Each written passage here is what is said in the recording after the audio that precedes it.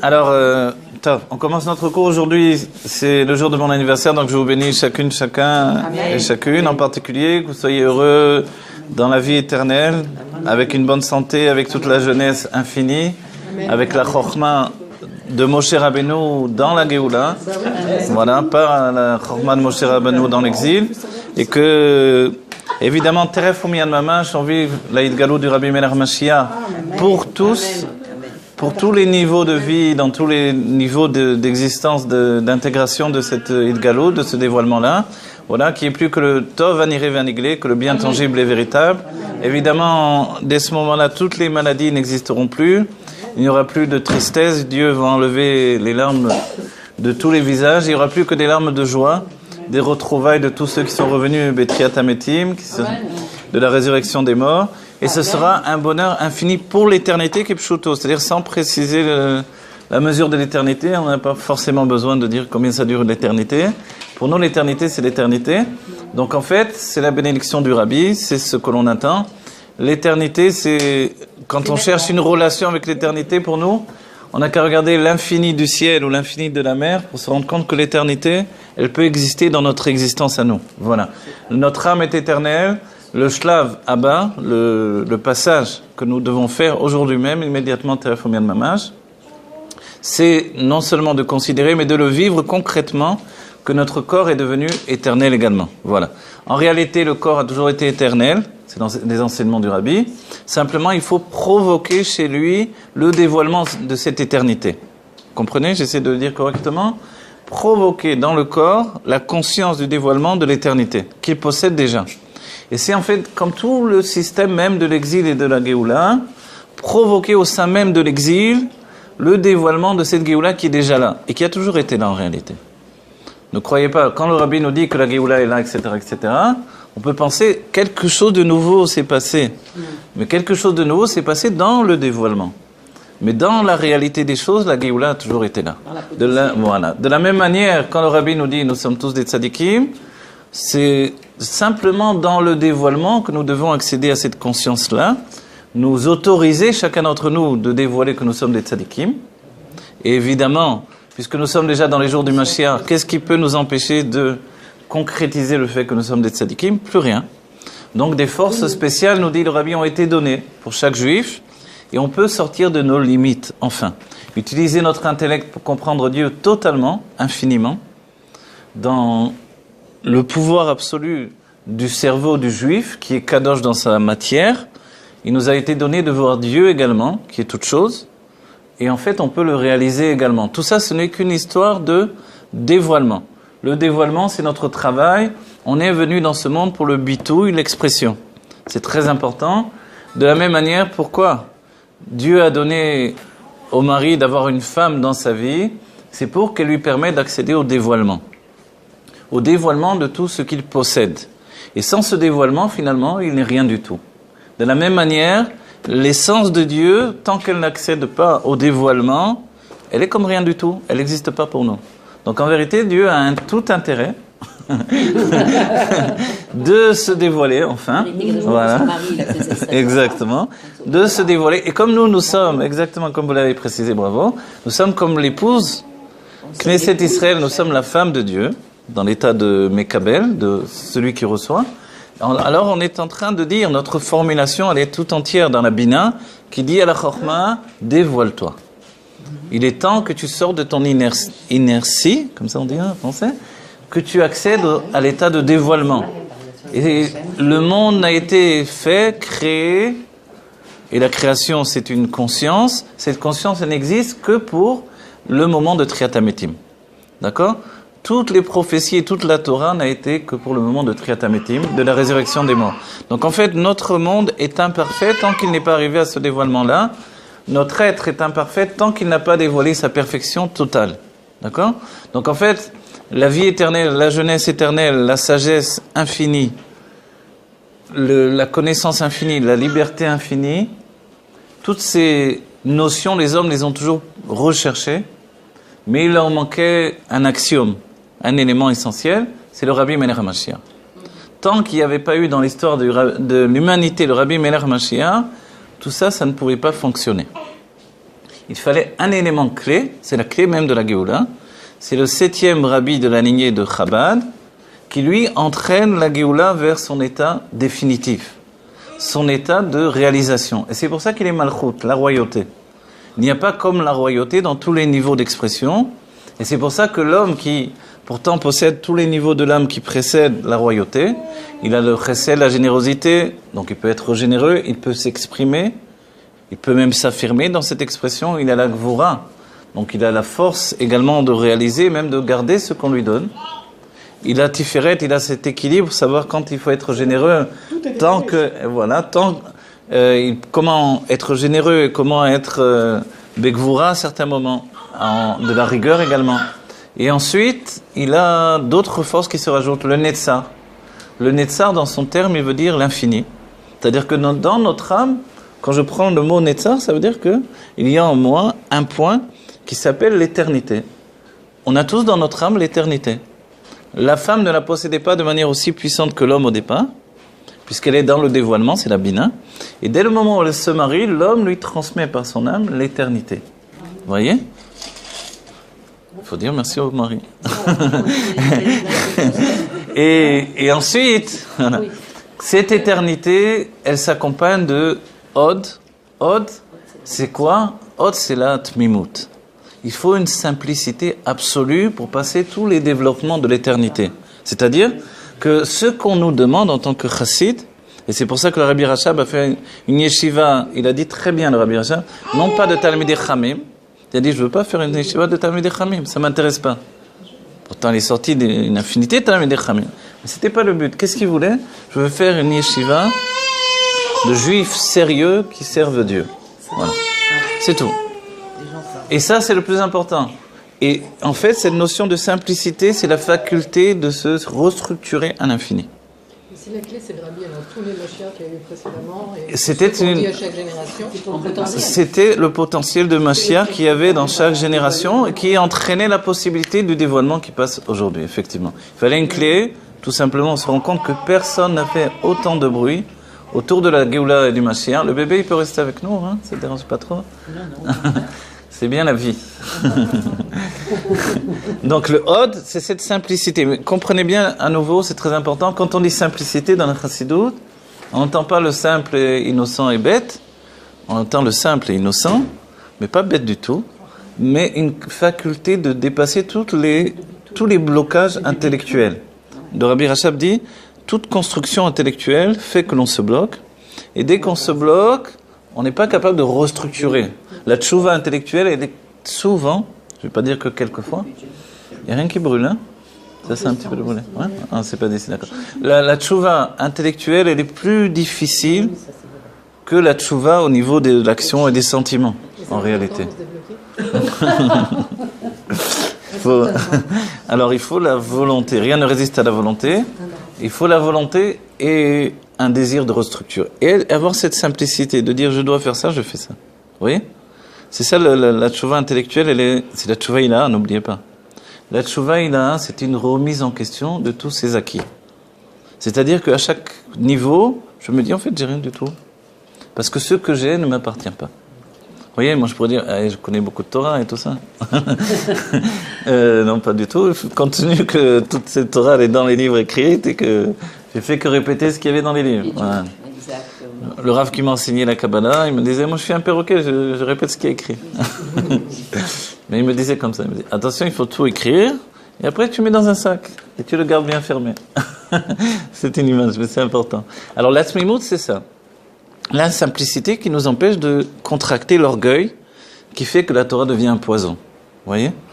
Et c'est ça ce qui faisait la plus grande peur du Rabbi Rachab. Il a dit, dans la génération où il était, j'ai regardé autour de moi, dit le Rabbi Rachab, et j'ai vu que les rabbanim ces jeunes rabbanim qui commencent à étudier la Torah, qui vont devenir maintenant les pères de la génération à venir, n'ont pas la crainte de Dieu, ils sont gorgés d'orgueil. Et il dit, mais moi je veux faire une yeshiva où on va enseigner la crainte de Dieu. Voilà. Cette génération non, je parle du Rabbi Rachab, mais dans notre génération, les choses sont en train de se liquéfier, tout s'explose finalement. Oui. Aussi bien le sionisme religieux que comme on l'a dit, le chaliard de Ramat Aviv m'a envoyé une vidéo où on voit la yeshiva de Polnovitch, voilà, qui est on va dire, qui est le bastion de l'opposition à la Chassidoute, Chabad en particulier aujourd'hui, voilà, tous ensemble, ils étaient réunis, tous les rabbinim et les élèves, en train de chanter Tzam Alecha du Rabbi, mais on se croirait au 770, hein, à Polnovitch. À Polnovitch, c'était à Simchat Torah, c'est ça, je crois? Oui. Non, pas à Simchat, à Kavod Shniyot, voilà. Et vous l'avez vu? Voilà. Et après, ils ont chanté également l'Arba Bavot. C'est ça qui est très important. Voilà. Mais encore plus important, le Tzam Alecha Nafshi du Rabbi, alors que l'opposition au Rabbi s'était réveillée comme l'opposition d'Admorazaken. Vous voyez? Ils ont tourné. Ils ont accepté. Ce sont les guerres du Mashiach qui se remportent petit à petit. Vous savez que le Rabbi donnait régulièrement. C'était pas des rabats? Non, c'est pas des Chabad, c'est des anti-Chabad. C'était en lituanien. Les Ils Tinagrim. ont tellement bien chanté. Voilà. Ah voilà. Alors on termine la structure que l'on met en place. Après on a dit le Od. Alors, on termine. Od. Le Od, on a dit c'est cette simplicité. Vous voyez. Et j'ai rapporté ça juste pour vous dire que les choses sont en train de changer. Le Mashiach fait ses guerres, elle continue. Et c'est vrai qu'on a vu que le Rabbi donnait de la tzedaka régulièrement aux yeshivot lituaniennes. On s'étonne, certains ont dit c'est une catastrophe. Pourquoi cautionner finalement l'autre côté? Certains n'ont pas compris. Aujourd'hui, on voit que finalement, voilà, on comprend mieux ce qui se passe finalement. Voilà. Sachez, je vous donne un exemple, parce que celui qui entend ça, il peut se dire c'est peut-être de la haine gratuite également de l'autre côté. Non, je vous donne une image. Quand j'étais à Shaarei Chesed, il m'arrivait d'avoir des prospectus pour faire mes fseim, évidemment, avec une photo du Rabbi, etc., normalement. Et je m'asseyais pour prier, je posais mes prospectus à côté de moi. Dès que je me levais, je sais pas, pendant la prière, on doit se lever ou aller à côté de la Torah, je retrouvais plus les prospectus, je les cherchais, ils avaient jeté à la poubelle. Vous voyez, c'est l'état d'esprit, jusqu'à aujourd'hui, ça continue, vous voyez. À Bnei Brak, il m'est arrivé de donner la tzedaka à quelqu'un, il me dit, tu es Chabad? Je dis oui. Il a dit, je veux pas ton argent. Vous voyez, c'est-à-dire que, à ce point-là, donc, à l'époque donc, c'est pour vous dire que, il y avait une violence, hein. C'est pas maintenant. Maintenant, oui, c'est maintenant. Donc, quand on voit que finalement ils s'en sont arrivés à chanter Tzam Alecha Nafshi, qui est un égout que le Rabbi a enseigné lui-même, donc évidemment, il y a un pas en avant terrible, vous voyez. C'est quelque chose d'extraordinaire qui se passe dans le monde, voilà. Donc c'est une avancée, voilà, comme on l'avait vécu de l'intérieur. Je dis juste ce petit exemple, il y a d'autres histoires beaucoup plus graves. Le maître le moré du Rabbi Rayatz, c'est un Gaon lituanien. Et quand les Lituaniens ont découvert qu'il étudiait le Tanya, c'était un jeune homme Gaon, un Gaon. Ils sont arrivés dans la choule, ils l'ont vu en train d'étudier le Tanya, ils l'ont roué de coups. Il a été sauvé que par deux Lituaniens qui ont dit c'est pas possible, et ils l'ont amené chez les Chassidim. Ouais. Non, de l'époque du Rabbi Rayatz. Ah, bon, mais. Ah oui.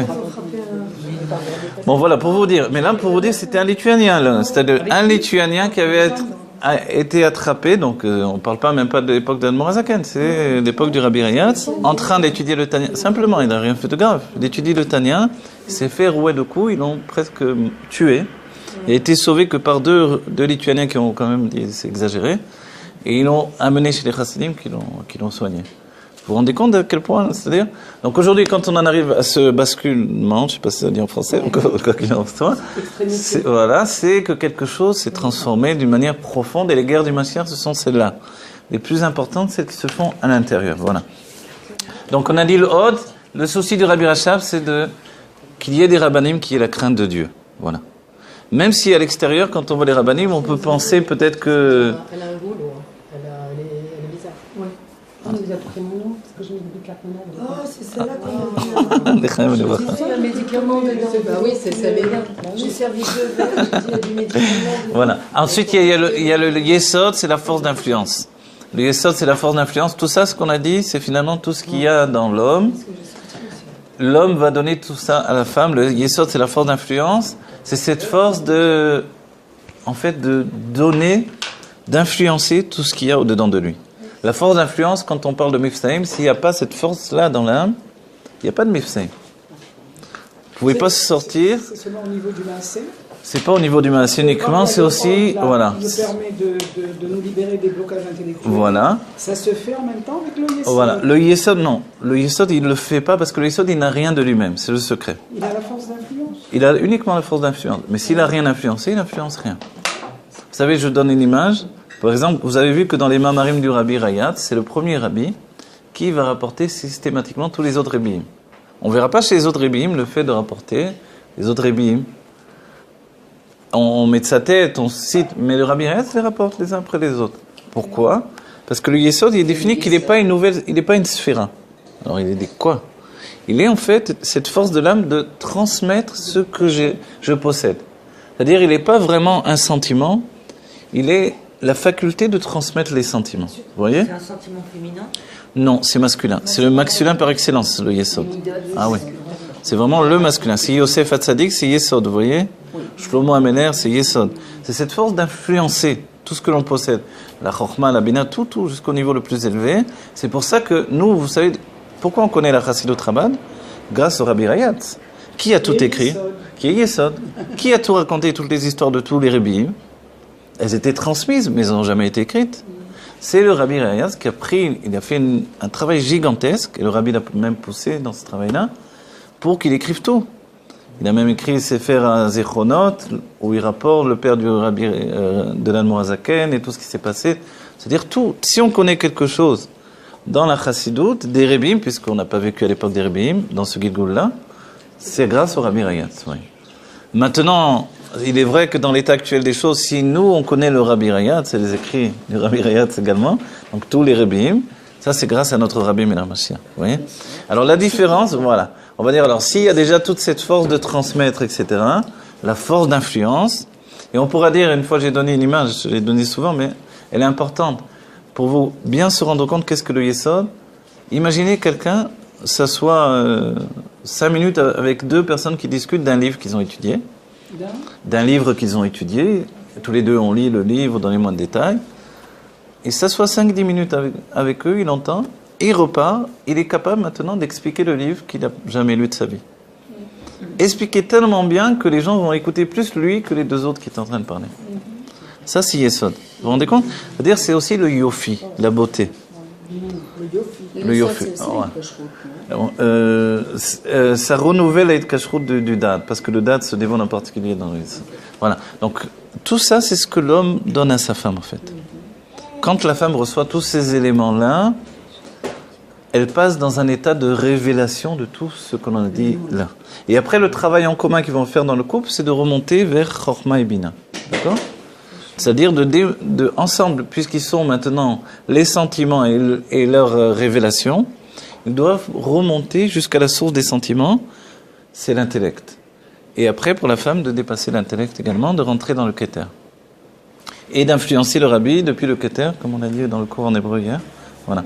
C'est le mari. Le mari, ouais. Le Rabbi de la maison. C'est notre. Notre Rabbi, Voilà, Mashiach, c'est aussi mariage Mashiach, c'est cette Israël. Comment on dit C'était ça que je voulais dire. il se prend pour le voilà, il se prend pour le Rabbi celui-là. Non, c'est là. On voit, puisque ça va être la femme. Il a influencé le Rabbi en plus. j'ai une question. Oui, vas-y, vite. Vous avez dit la crainte de Dieu. Oui. Non, je sais, alors vous avez dit, mais puisqu'on est Dieu, non? D'accord. Non, voilà, aujourd'hui, on a donné, regardez, vous vous rappelez, dans le cours, on a parlé, mais je précise, on a dit une définition, elle est importante. Et on a vu dans le cours.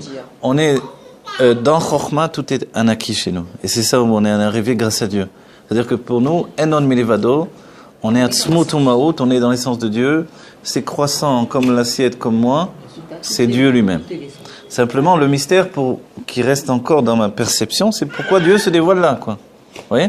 Alors, c'est sa volonté. Comprenez, quand dans la Géoula, quoi qu'il en soit, bon, je rentre dans un autre truc. Mais disons que dans la Bina, c'est le dévoilement. Dans la Chokhmah, c'est une évidence. Oui, voilà. Et nous, on fonctionne avec les deux. Ouais. Si vous permettez, c'est pour pouvoir faire vraiment ce que le Rabbi Meir Mashiach, le Rabbi nous demande. Il faut directement, pourquoi essayer de comprendre ça? Pourquoi ne pas le prendre d'une façon clair et global, et de savoir que tout est Dieu. Alors on se pose plus la question de savoir comment c'est possible que le gâteau c'est aussi Dieu. Alors je vais vous répondre Et sur c'est ça, simplement. être Géoula, c'est Je vais vous changer dire sa simplement conscience. alors je vais vous dire une Pour, chose. justement, Pourquoi rentrer le dans la voilà, bonne conscience. une chose simple, pourquoi le mari a besoin de se marier avec une femme? Puisque en réalité voilà. Non, le mari il est chokhma. Les rochements, évidemment. Vous le laissez tranquille, il reste tranquille, je vous promets. Vous mettez des films devant la télévision du matin au soir, il va vous rester devant. Il est en plein dans son paradis. Vous lui servez un petit verre de café, un petit alcool, un truc. Voilà. Et sa géoula, elle ne dépend pas je veux dire. Ou au bord de la mer, laissez-le tranquille, finalement, tout va aller bien, vous voyez. Pourquoi Dieu a voulu qu'il se marie? Pour le sortir, l'extraire de cette évidence, de cette tranquillité. Vous voyez? Donc de la même chose, nous, pourquoi les Rébéim? C'est une question, c'est la question des Chassidim de Pologne. Ce que vous posez, c'est la question que les Chassidim de Pologne ont posée à l'Admor Hazaken. Pourquoi tu fais ça? Ils sont venus le voir. Tu sais pas qu'un non milvado, que c'est une évidence, que... C'est un peu Korach aussi. oui, si vous voulez, dans Une l'autre... certaine dimension, Ouais. c'est Korach. Oui. Pourquoi Et tu... c'est dire choc. Hein? Pourquoi tu as besoin de dévoiler tout ça? Non, mais écoutez bien, les Chassidim, ils ont dit à l'Admor Hazaken, mais l'Admor Hazaken, c'était un enseignement qu'il a reçu et une définition de sa venue dans le monde. Ma venue dans le monde, elle est pour expliquer, expliciter les choses. Et c'est notre travail qui continue. C'est-à-dire ce que Dieu attend de nous, lui-même il sait qu'il est l'essence, il sait qu'il est tout, il a tout, il est que tout est nous, tout est lui. Vous voyez? Donc qu'est-ce qu'attend Dieu de nous? Quel est notre rôle qu'il fait à travers nous, si vous voulez? C'est cette explication. Et c'est le secret de Kemaim apanim lepanim ken leva adam ladam. C'est-à-dire que c'est un reflet. Le désir de Dieu, c'est qu'il se reflète tellement dans notre expression que quand il va se reconnaître totalement, ça y est, la fusion a été faite, il n'y a plus de séparation entre les eaux. Les eaux ont fusionné, vous voyez? Et il doit y avoir un certain moment qu'on va atteindre où on va être capable de tellement expliciter Dieu que ça va être, il n'y aura plus de deux domaines. Le domaine de Dieu et notre domaine. Alors, donc, Ils seront confondus. On parle de crainte. La crainte de Dieu, vous savez ce que c'est? Le On Rabbi... parle pas de l'amour de Dieu. Non, Qui est- parce que non, je vais vous elle dire. a aussi de la Ouais, je vais vous crainte dire. à l'intérieur. Ouais, je vais vous dire. La crainte, évidemment, d'après la Chassidut, c'est jamais une crainte méprisable entre guillemets. La crainte première, dans le Tania, déjà on le comprend, c'est la crainte des coups. C'est qu'est-ce que j'ai fait au bon Dieu pour qu'il m'arrive ça. Vous voyez? Ça, c'est une crainte. Voilà. Ça, c'est une crainte qui est, voilà, c'est une crainte de premier niveau. Dans la Chassidut, elle est l'onershevet, c'est-à-dire elle n'existe pas, on va dire. Si l'homme vit à ce niveau-là, il n'a pas de avoda, il n'a pas rien. Il subit la vie, il n'a pas de contrôle sur sa propre vie. Voilà. Donc la première crainte que l'on établit comme une crainte véritable dans le service de Dieu, c'est la crainte de déplaire à celui qui me plaît. Vous voyez? C'est la crainte de déplaire à celui que j'aime. Vous voyez? On l'a tous en nous. Évidemment, comme elle peut nous enfermer, on nous propose une crainte encore plus élevée. La crainte la plus élevée encore, c'est une crainte qui se confond avec l'amour. C'est une sorte de crainte qui n'est pas perceptible dans l'idée de crainte habituellement. C'est irat aromemut. Ça ressemble un peu au vertige en vérité. Ouais. Vous êtes arrivé tellement haut que vous êtes très... Ça pour un mari aussi. Ah ben bravo, non? Oui. Non? Oui, ma femme elle a tous les jours des vertiges quand elle me regarde. Non, je regarde. Non, je regarde. Non, mais sans doute que oui. Irat aromemut. Quand on l'aperçoit pour un mari, c'est que vraiment... Alors bravo, alors c'est merveilleux, bravo, bravo, non, c'est très bien. Bravo, c'est une géoula, vraiment. Ouais. Je dis des choses vraies? Je pense que oui, mais c'est bien, bravo. Le simple fait de l'exprimer une chose personnelle par la chassidut, c'est que ça peut être que vrai, c'est bien. Ça peut être vice-versa aussi. Oui, mais le lien... Non, je crois pas que ça existe de ce côté-là. Ouais. Parce que la crainte, elle vient, c'est un côté féminin, vous savez, la crainte. C'est-à-dire que quand on est un homme qui doit atteindre la crainte, c'est dans la bina qu'il y a la crainte. Irat aromemut. On est dans la bina, on n'est pas dans la chokhma du tout. C'est lié à la femme alors. C'est lié à la femme, bien sûr. Ouais, ouais. C'est un niveau tellement élevé que, je vous dis, c'est un petit peu comparable à l'idée d'avoir le vertige, mais on est très heureux d'être en haut. Mais on est tellement livré à la grandeur, l'infini, la puissance exceptionnelle, tout, que c'est très proche de l'amour. Ça bascule dans l'amour, en fait. Ça bascule dans Bascule dans l'amour. dans la mort, je ne vais pas plus s'en sortir. C'est comme un émerveillement. C'est plus qu'un émerveillement. C'est également provoqué par... L'émerveillement, c'est un des shlavim qui amène à cette crainte-là. Irat Romemut, regardez, on essaye de traduire. Romemut, vous savez, le thème Romemut, l'étromème, c'est s'élever. Rama, c'est élevé. Quand on dit la crainte de l'élévation, c'est pour ça que je dis un petit peu de l'idée de vertige, vous voyez. Vous montez, vous montez, vous montez. Et à un moment, vous êtes tellement haut qu'il y a une notion de vertige immense. Mais ce vertige, c'est pas un vertige qui vous fait tomber en bas. C'est un vertige qui vous entraîne vers le haut, en fait. Vous voyez, le côté inverse. Au lieu de vous faire tomber vers le bas, ça vous entraîne vers le haut. Ça donne le vertige dans la clotte en effet, en fait. Ouais.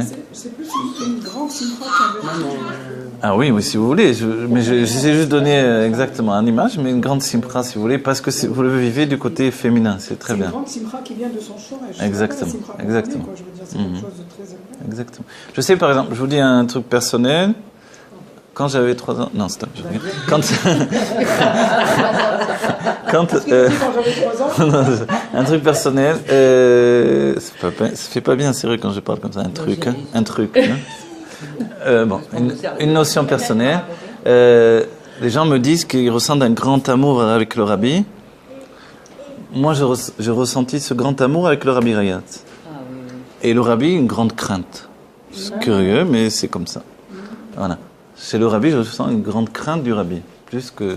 Mais une crainte, pas à nouveau, une crainte devant la démesure absolue oui, je sais pas vous dire. Moi, le fait que j'ai compris que le rabbi était Meler Mashiach, je ne l'ai pas compris par les sichot, justement, ni par les devant Malchut, mais par les rabbins, les Mahamarim.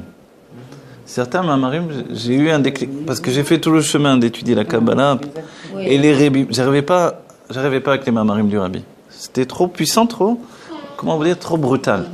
La Kabbalah, c'est moi. Le rabbi, il vous donne des preuves comme ça. Vous voyez, des preuves du genre...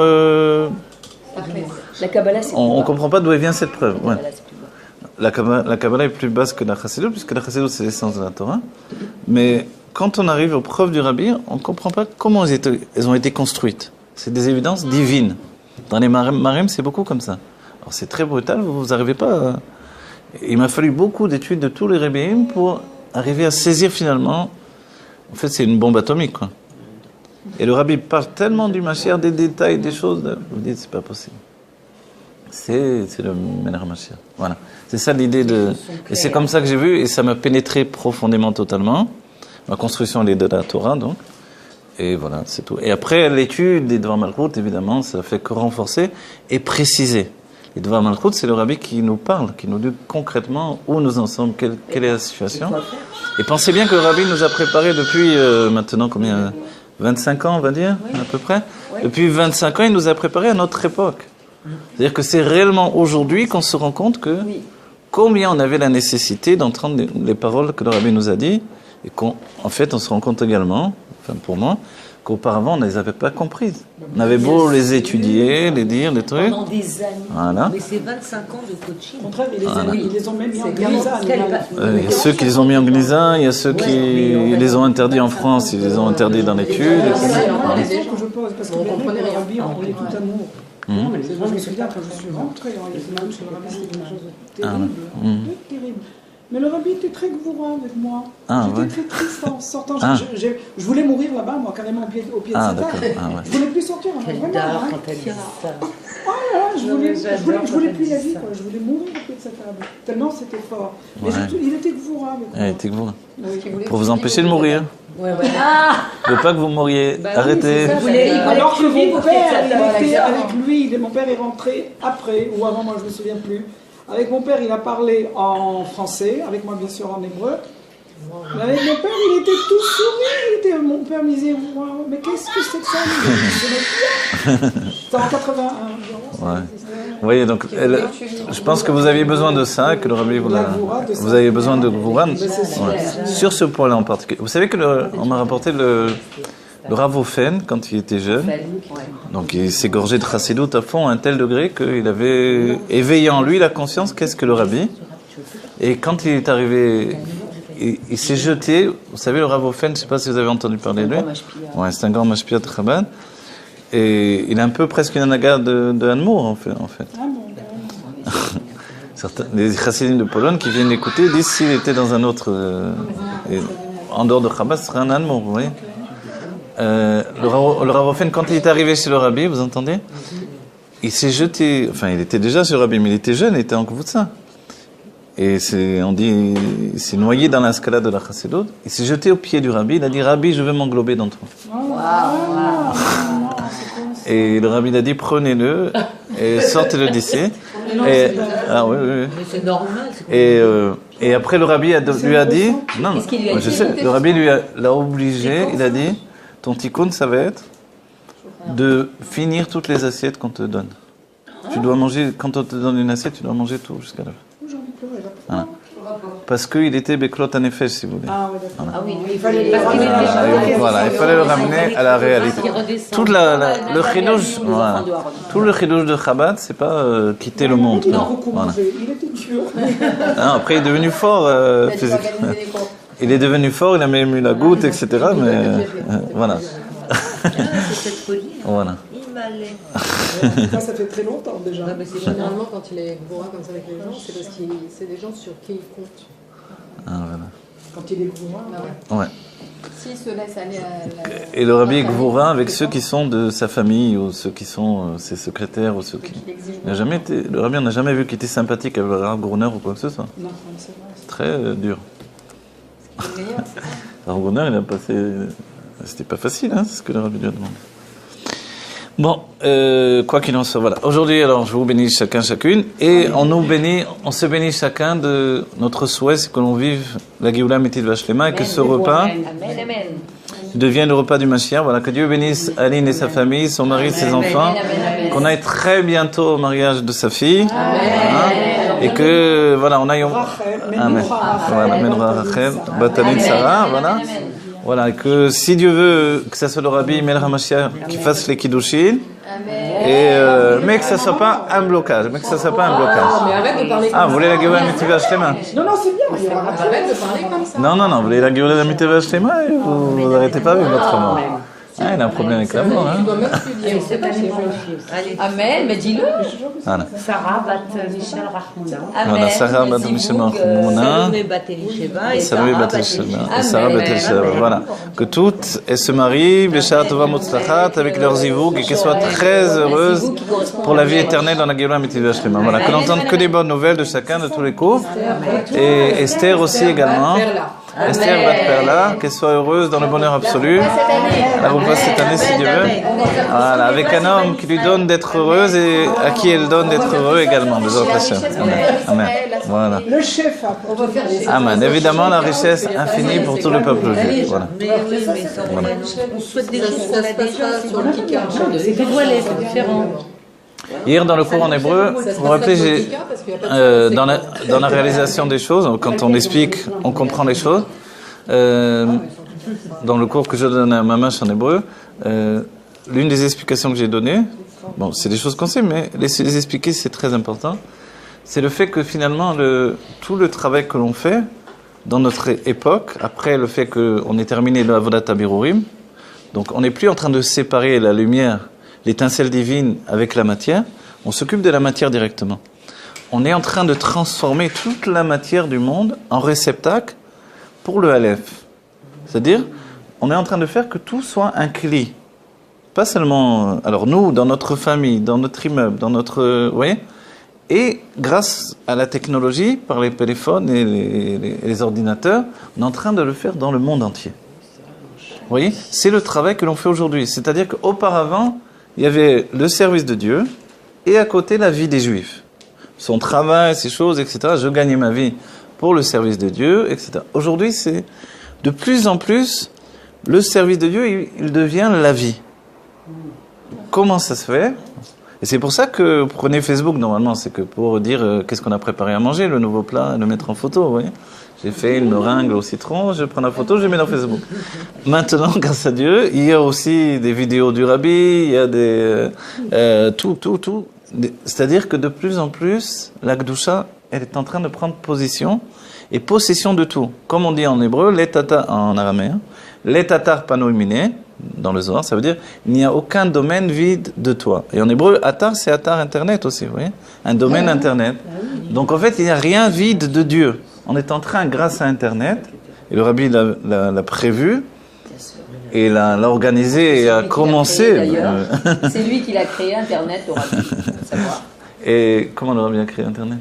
Et c'est-à-dire, je crois qu'il a dit là, au premier, quand il y a eu la première, comment dire, la diffusion de Hanouka mondiale, je crois. Oui. Je crois qu'il y a eu quelque chose qui a été prononcé par Ah oui? à ce moment-là. Oui. Ah, d'accord. Bon, bah, de toute façon, Bon, ben, c'est le rabbi qui a mis tout en place. C'est intercontinental. Voilà, et on sait même que celui qui a fait Facebook, donc, C'est avec le dollar du rabbi qu'il a investi, etc. Ouais. Il a fermé Le Facebook. père a reçu une bracha pour lui, Voilà. n'est-ce pas? Il a fermé une Facebook. Il a Ouais. Ah, il a un Il a kippour? fermé. Oui, bien sûr. Ah, ben Il voilà. a marqué pour. Il a dit je demande pardon si je suis heureux que les gens aient Facebook, mais je demande pardon ce genre de kippour si jamais Facebook a eu des propos malencontreux, si ça a été mal utilisé, je demande Pour le pardon mal, aux gens, Ah, voilà. si ça a été utilisé dans le mal. Ben, bravo. Bon, ben voilà, de plus en plus. Moi, je vous dis franchement, au début, j'étais très sceptique sur Facebook, tout ça, parce que je dis, Ouais. c'est de la touma, du temps perdu, Oui, c'est etc. vrai. Oui, grâce à Dieu, voilà. Aujourd'hui, je me rends compte de plus en plus que ce sont des craintes, la peur du mal qui fait ces choses-là, c'est ce genre de réaction. Et on doit se dépasser. L'idée, ouais, la peur du mal, qui fait qu'on sort pas dans la rue, qu'on va pas vers le monde. Donc, voilà. Il faut se dépasser. Et notre idée de la Géoula, elle est tout à fait différente dès qu'on a intégré le fait de Aleph qui rentre dans la Géoula.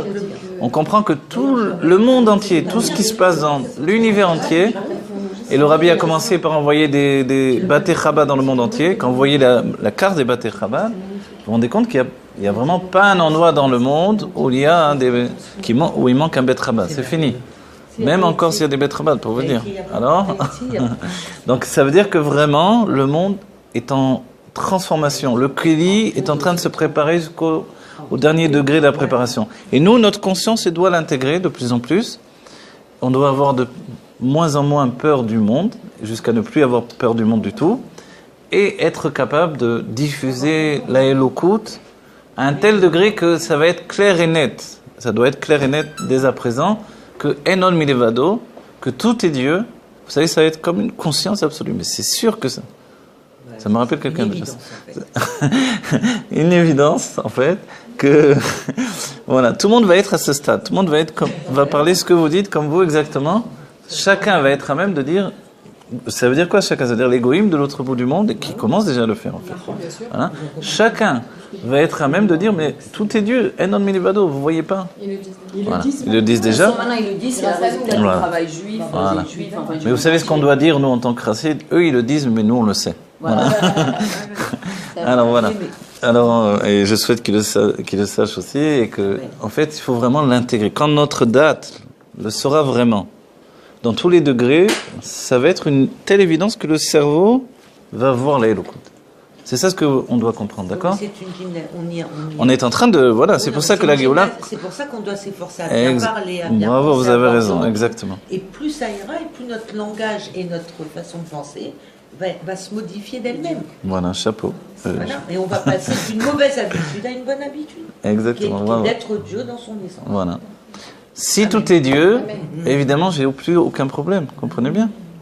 Si tout est Dieu totalement. Voilà, absolument. Voilà. J'ai choisi un mama.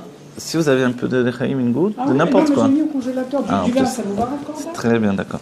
Voilà. Juste pour des lechaim et. Non, c'est un vin qui se sert froid. Ah, voilà. Je pense, je n'y connais dans rien. Des alcools. Voilà. On va juste entamer. Peut-être même avancer un mamar du rabbi qui est important, puisqu'il parle de choses qui nous correspondent. Ah, merci beaucoup, que Dieu vous bénisse, qui est que de la bracha. Faut m'appeler la prochaine fois. Ah, merci, c'est moi qui vous... Merci. Pardon. Par rapport au vin, tu l'appelles. Ah, c'est pas ça. N'importe quel maman. alcool, tu m'appelles la prochaine fois. Ah ouais, bon, il est court, voilà. J'ai été éduquée depuis mon plus jeune âge. Alors voilà, si vous voulez bien, le jour de l'anniversaire, il y a un minag. Alors dans l'anniversaire, d'abord, on souligne. Le jour de l'anniversaire d'un juif, regardez, c'est très important ce que je vais dire là. Commence à être un coach, moi. Alors, non, c'est très important. C'est que, comprenez bien, quand le rabbi a mis en avant l'idée de l'anniversaire, avant le rabbi, il y a tellement de choses qui ont été intégrées par le rabbi dans notre génération qu'on ne sait plus, on oublie même. Mais quand on était en France, en Guadeloupe, en Amérique, que les gens fêtaient leur anniversaire, ça voulait dire qu'ils n'étaient pas très religieux. Sachez. Dans le monde religieux, on ne fêtait pas l'anniversaire. Pourquoi ? Parce que le seul anniversaire qui est rapporté dans la Torah, c'est l'anniversaire de Pharaon. Voilà. De Pharaon. Donc forcément, c'est pas tellement une chose que l'on fait de notre côté. Le rabbi dans notre génération a dit, d'abord il a dévoilé petit à petit les Rebbeim, le Baal Shem Tov le jour de son anniversaire. Il ne faisait pas encore un Farbringen, mais on voit qu'il était joyeux, etc. Et que petit à petit, si vous voulez, les Rebbeim, il y a eu une progression. Les Rebbeim ont commencé à dire de la Torah le jour de leur anniversaire, jusqu'au rabbi qui a expliqué qu'il faut fêter son anniversaire. Alors, on se dit, mais pourquoi, quel est le problème ? Nous, comme on vient un peu, celui qui a fait Tchouva, il ne comprend pas où est le problème. Mais quand on dit que c'est que paro dans la Torah, que d'après la Torah, on ne fête pas son anniversaire, on doit préciser. L'anniversaire dont on parle, c'est l'anniversaire du corps, pas l'anniversaire de l'âme. Comprenez ? Et c'est pour ça, et quand on parle de paro, il représente finalement le corps. Yesod Afar, l'élément de poussière, c'est ça Pharaon. Donc forcément, c'est lui qui, dans la Torah, nous dit de fêter l'anniversaire, puisque c'est lui qui a fêté son anniversaire. Merci beaucoup. Et quand nous, on comprend que le rabbin nous a dit dans notre génération justement de fêter notre anniversaire, c'est parce qu'aujourd'hui, on commence à comprendre la grandeur du corps, l'immensité du corps, et que l'éternité du corps commence à partir d'aujourd'hui. Regardez, de l'anniversaire, on doit prendre conscience que mon corps est éternel. Entre nous, les sages, vous vous rappelez ce qu'ils disent dans la Gemara, c'est plutôt pessimiste. Un enfant qui naît, il commence à mourir. Tac, le compte à rebours est commencé, vous voyez ? On dit, c'est affreux, j'ai envie de m'enfuir du monde quand on me dit un truc pareil. On ne veut pas venir. Voilà. Alors, quand on dit ça, évidemment, donc on n'a pas envie de fêter son anniversaire, puisqu'à chaque fois, je suis dans le compte à rebours. Il me reste combien de temps ? En plus, on me dit Admé Avesrim, je commence à compter. Le temps passe tellement vite, du Shabbat à Shabbat et tout, l'année en année. On voit que ça s'accélère. Avant, ils avaient le temps. Donc, ils disaient Admé Avesrim, ils arrivaient doucement. Aujourd'hui. Donc, voilà. Il vaut mieux pas fêter les anniversaires dans cet état d'esprit. Évidemment. Mais le rabbi nous dit non, tu dois fêter ton anniversaire. Et quel est le point de vue finalement ? C'est que à chaque fois, et n'oubliez pas, le rabbi a précisé, c'est le rabbi qui a précisé, qu'à Triatametim, tous les corps vont se relever, parce que à chaque fois qu'un juif est rentré dans un corps, il s'est attaché à l'essence par le biais du corps. Et à Tofes Ksat Minan Etsem Tofes Bekulo, celui qui tient un petit peu de l'essence la tient tout entière. C'est grâce au corps qu'on accède à l'essence. Dans l'âme, on était uniquement dans les dévoilements. C'est immense, mais que des dévoilements. Le corps, il est tellement puissant qu'il ne donne pas à l'âme de se dévoiler telle qu'elle voudrait. Si l'âme se dévoilerait telle qu'elle voudrait, on serait devenu totalement fou dans la réalité. On ne serait plus dans la réalité. On serait dans la tête, comme l'histoire qu'on a dit, on se jetterait au pied du rabbi. Je veux m'englober dans toi. Voilà. Alors le corps, il canalise l'âme. Le corps, il canalise l'âme. En fait, mais d'où vient la puissance du corps ? Et il est expliqué dans la Chassidut que l'âme, c'est la première étonnée de découvrir la puissance du corps. Normalement, puisque l'âme est infinie, le corps ne peut pas la limiter. Donc il ne pourrait pas la retenir également. Et quand le corps retient l'âme, l'âme est bousculée. Au début, elle est paniquée, elle se ressent emprisonnée dans le corps parce qu'il a une telle puissance qu'il emprisonne l'âme. Et c'est seulement quand elle commence à percevoir la source du corps, son attachement à l'essence de Dieu, qu'elle comprend pourquoi elle est venue dans le corps. Est-ce que l'âme est féminine et le corps masculin ? L'âme est féminine. Non, l'âme est masculine et le corps est féminin. L'homme est comparé à l'âme et la femme au corps. Voilà, c'est la femme au corps. De ça, vous allez vous énerver encore une fois. Dans le Efer HaChaim pour la galoute, oui, d'accord. La galoute, on va dire. Avant, l'âme le siècle qui est le précédent. dévoilement et le corps qui est l'essence. Donc le corps fusionne avec l'essence. de nouveau. Et l'âme, c'est quoi? Elle va où là? L'âme, elle retourne chacun retourne chez lui. Si vous voulez, dans les temps passés, c'était comme ça. L'âme vient du monde des âmes, donc elle s'intègre dans le corps, elle grandit avec le corps, elle fusionne de plus en plus et découvre l'immensité du corps. Au début, c'est un enfermement, une chute terrible. Vous vous rappelez, on dit, d'une cime élevée vers une fosse profonde. Oui. Migra Rama, le Bira Mikta. Donc la chute, c'est-à-dire terrible. L'âme, elle était, comme on dit auparavant, Bira Taromemou tout le temps. Elle était tout le temps, voilà, Bareb Samim, on dit, dans les montagnes odorantes. Si vous avez grandi dans les montagnes. Le corps qui est l'essence même. Pourquoi c'est Bira Amita? Parce qu'au début, elle ne comprend pas le corps. Il est tellement élevé par rapport à l'âme que c'est un choc. Vous savez, des fois, il y a des chocs culturels, il y a des chocs. Là, c'est un choc absolu. C'est-à-dire que l'âme perd totalement prise. Elle n'a plus tous ses repères divins. Elle ne sait pas pourquoi. D'abord, l'âme dans le Gan Eden, elle ne veut pas rentrer dans le corps. Elle est obligée. Kofi moto yagid rotseani. Ouais. On l'oblige jusqu'à ce qu'elle accepte. Quand il sait que l'âme et le corps, c'est Dieu lui-même. C'est ça qui est extraordinaire. Vous voyez, c'est ça qui est extraordinaire. Hein. C'est ça qui est vraiment le questionnement de la merveille de la découverte de ça. Bravo, c'est très bien. C'est ça tout notre intérêt. Vous voyez, dès que les chassidim ont compris que non milivado et qu'on rentre dans tous ces détails-là, on dit mais comment c'est possible, c'est formidable. Hein? Oui, Chorma et Bina, exactement. Alors c'est Dieu qui est dans un état d'émerveillement de sa matérialité. Voilà, Dieu, en fait, l'explication par rapport, on va dire les Chaim Lebracha, que Dieu nous donne la Gula Metivia Shlema, Teref Umian Mamash. Amen. Merci, que Dieu vous bénisse. Amen, chacun en particulier. Amen, amen. Que du bonheur, que de pshoto, pour le monde entier, pour tous les chassidim. Et les chassidim on est tous dans la génération des chassidim du Rabbi. Les Chaim Lebracha.